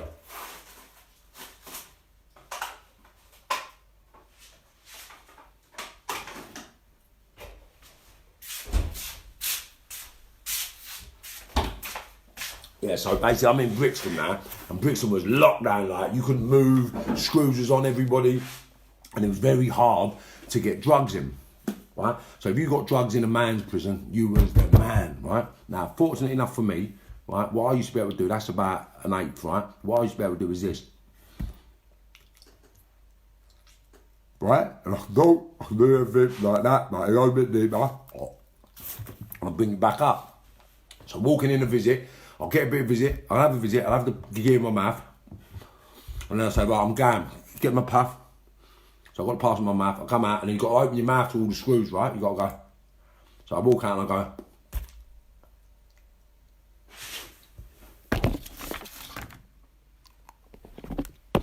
And go back to the wing with it in my mouth. Right. No one could do that. I could do that with up to a quarter. So I was always getting puffed. So in the man's jail, I was a man. And then what I found out is in the man's jail, they all like heroin. So I was like, what? Heroin's small. So an eighth of heroin is really small. And an eighth of heroin, you used to get 30 £10 joeys out of 1 gram of heroin back then. So 90, that's like £900 off an eighth, right? Of an eighth of heroin. So basically, I started getting heroin in for the older people. So I made a really big name for myself in the judicial system as a kid. So all the top villains that was out blagging, like 25, 27, 30, 35, they was all smoking heroin to do their bird. But they couldn't get it. But I could get heroin because my pals was all at it. See what I mean? So my pals used to bring me heroin up. And at first, I started giving it away because I didn't realise. And then someone said to me, "What are you giving them that?" I was like, "Yeah." They said, do you know they pay fucking £200-300 a gram?" I was like, "What?" It's like, "No, they'll pay £100. No, £100 a gram it was."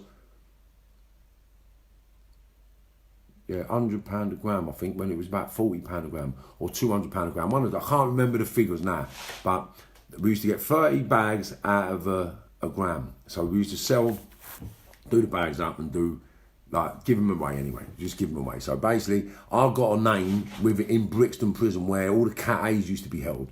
And basically, because I used to see all the people that I wanted to be like, smoking heroin, then I thought it was okay to smoke heroin. I just thought it was normal because all the proper gangsters smoked heroin. So getting my parcel, doing what I'm doing, getting known, you know. So now we've gone from Kentish Town, Kilburn, Harrow Road, Labatt Grove, prison, and then basically Brixton. I got to know all the villains over Brixton because I could have a fight. So when it kicks off in a man's jail and you beat a man up, like, they was like, rah, that young kid's deep, you know, he's violent, he's this, he's that. So you make a sort of impression for yourself. So by the time I got 21 and I was in Scrubs, people had already known who I was. And I was already dealing, once you hit prison, I wasn't a drug dealer, but once you hit prison, you need to survive. And the only way you can survive in prison is with drugs. And it's as simple as that.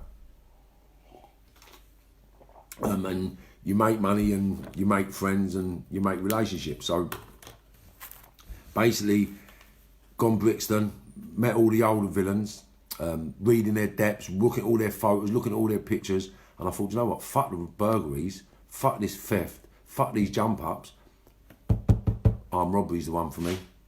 I'm doing the vans, because I read all these vans, Pinky, right? So people that know Pinky know Pinky. Now Pinky used to do the post offices, but he used to jump in the post offices and get hundreds of thousands. I think his paperwork was 70 grand, 50 grand, 170 grand. Like these people was making money. There's another geezer, Steve, from over. I'm not going to mention people's second names. So Steve was from over Richmond. I was banged up with him.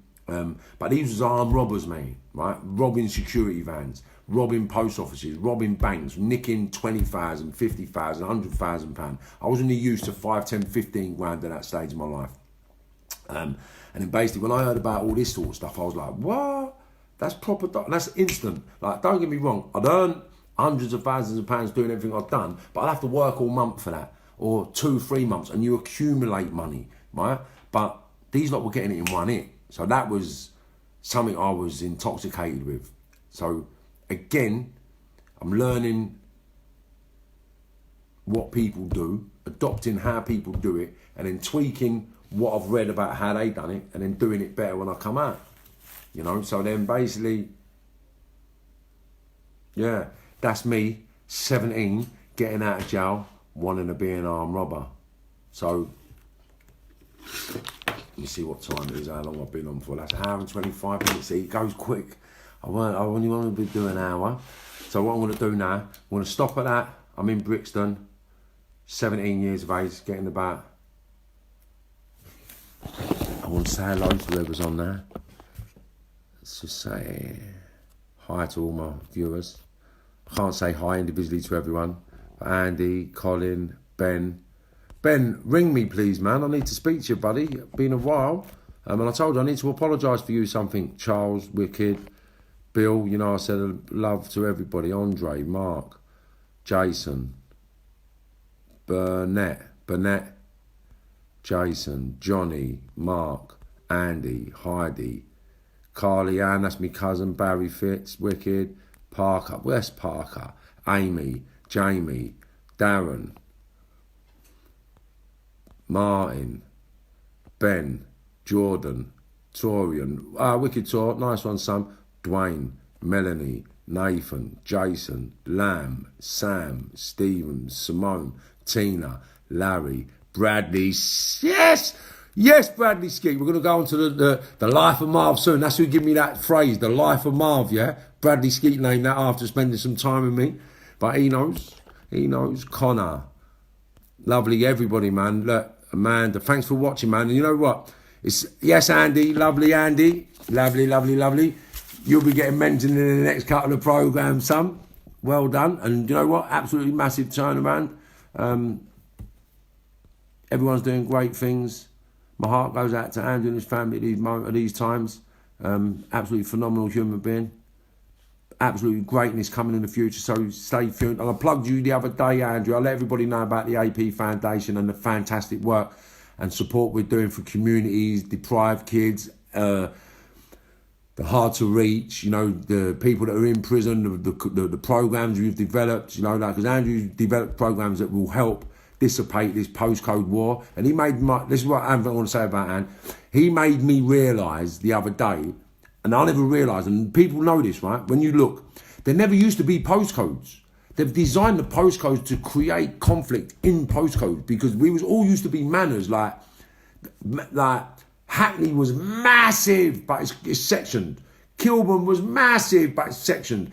Camden was massive, but it's sectioned. And I remember all the roads that used to be two-way, they've carved them, everything's just carved up, right? But Andrew's a very intelligent man that's opened my eyes to a hell of a lot of things, and we're supporting each other to grow, to help the thousands of millions, if not millions of kids that are going down the same road that we went. Andrew's at the next level to me, and people that know him know, right? But we're doing the same thing for the right reasons, same thing for the same reason. And it's about helping, changing the mindset of these youngsters. And don't go down the road we went down. I understand that people are enjoying these views and enjoying these stories, right? Because it's something to talk about. It's something to listen to. It's something to reflect. It's something to share, right? But the message is the penultimate thing that everybody's got to focus on. It's changing the mindsets of the kids. And anyone who's got kids who find it hard engaging with their youngsters or hard their kids getting the message, ring me. we'll video call. I'll come. You can come to my house. We'll do the 2 meter thing. Do you know what I'm saying? You can come in my garden. We'll do a 2 meter distancing thing at a time like this. Or we can do a thing where one this dissipates all this 2 meter thing. Ring me. I'll come and speak to you. If your kid's having a bother or you got youngsters. And listen, I work with 30-year-old men, 35-year-old men who are still lost and confused. And the one thing I'm going to put out there now is this. Right, there's a book, an audio book, right, and I'm promoting this professor because it has helped me 100%, right, realise why I used to do what I used to do. So I'm going to go on this for 1 second, right. So I used to sit in a police cell sometimes, right, and think, why the fuck did I do that for? I knew I was going to get nicked. Why the fuck did I do it? Fuck it, it's long. It's the road, that's how we do. But it's not. It's the limbic system of our brain. So that voice that you hear in your head that says, don't do it, mate. You're an idiot. You're going to get nicked. And you say, shut up. I've got to do it. Fuck it. I'm skint. Them 2 voices actually exist. And the way you can understand them voices is by listening to the Chimp Paradox by Professor Steve Peters. I advise everybody that's from a social demographic landscape similar to mine to get this book. And the only way you won't read it is because your chimp will say, fuck this, I ain't listening. But I'm telling you, the voices exist. You're in total conflict every day with your frontal lobe and your limbic system, and then your parietal. So please educate yourself, because this is what we do. We travel the planet helping youngsters. Morning, Jojo. Yes, Will. Tammy. Boise. Gemma. Julie. Atty, lad, I hope you're well, lad. Boyce, Parker, Peter D. Yes, Peter Daniels, my brother, my family. Yeah, Laura. Morning, Laura, I hope you're well. Sonia, Barry, Andrew, Paul, Robert, Omar, Carl, Anna, Sharon, Gary, Stephen, Sharby, David, Louise, Deborah, Cameron, Gary, Sarah, Sonia, Peter. Yes, Peter McDonough. Unbelievable, son. Unbelievable journey you've been on. And you've come through the brain stuff, all that. Fucking how you've done it. How we've done it. It's amazing. And this is why your podcast, the Journeyman podcast, tune in. He's a phenomenal human being. Very, very good friend of mine. He's doing an amazing thing, touching, changing and helping people develop skills to overcome fears, overcome anxieties. Like, we're all on this mental health stuff, man. And we help each other, because I was insane. Yes, Deborah, Paul, Lee, John, Thomas, Matthew, Poppy, Warren, Dawn, Rosie, John, Andy, Nanny Lear. Yes, Chrissy. Come on, man. I love you all. Romy. Please give my love to the family, Rom.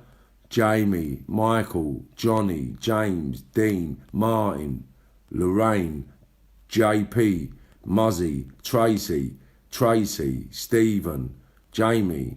Like, everybody, man, thank you. Like, I love you, and I'm so glad that you're listening, because it makes sense. And we can all relate to this shit, man. And the sooner we change the mindset of the youngsters coming up, the sooner that our environments will be beautiful. Back to the time when you could leave your doors open because everybody could trust each other. Like, we just need to build better relationships with each other. Like, stop all the bullshit. Stop listening to the media. Stop being scared of your neighbours. Stop being scared of the blacks, the Asians, the Chinese. Like, no one's got nothing to fear. Like, you just got to get to know people, speak to people, just talk to people on a different level. You don't need to fucking challenge everybody. Confrontations are a thing of the past, man. Come on. To be brave. Be a human being. We're designed to communicate and help each other survive the best way we can. That's what we're designed to do. Through an alkaline, vegan diet. I'm not pushing it on everybody to be a vegan, but as healthy as you can be, you must be. Because only that will make you grow into a human being where you're here for your great grandkids. Come on. Emma, Darwin, Rosie, Julie. Look, everybody, man, thanks for watching. I want to tune in. We'll tune in soon. I'll be back again tomorrow. It's going to go up and up and up and up and up. And we're going to talk about a lot of things now, right? Because I'm going to cover a lot of subjects, but I'm just giving you the infrastructure of my life, why I became what I became, how I become what I've become, what I've done to become what I've become. And now I'm going to tell you, or advise you, or guide you on how to change. How I done it. What I done to be straight. What I done to be normal. Because normal's the key. Right? I love you all. Have a lovely day. And I'll speak to you all very soon. God bless.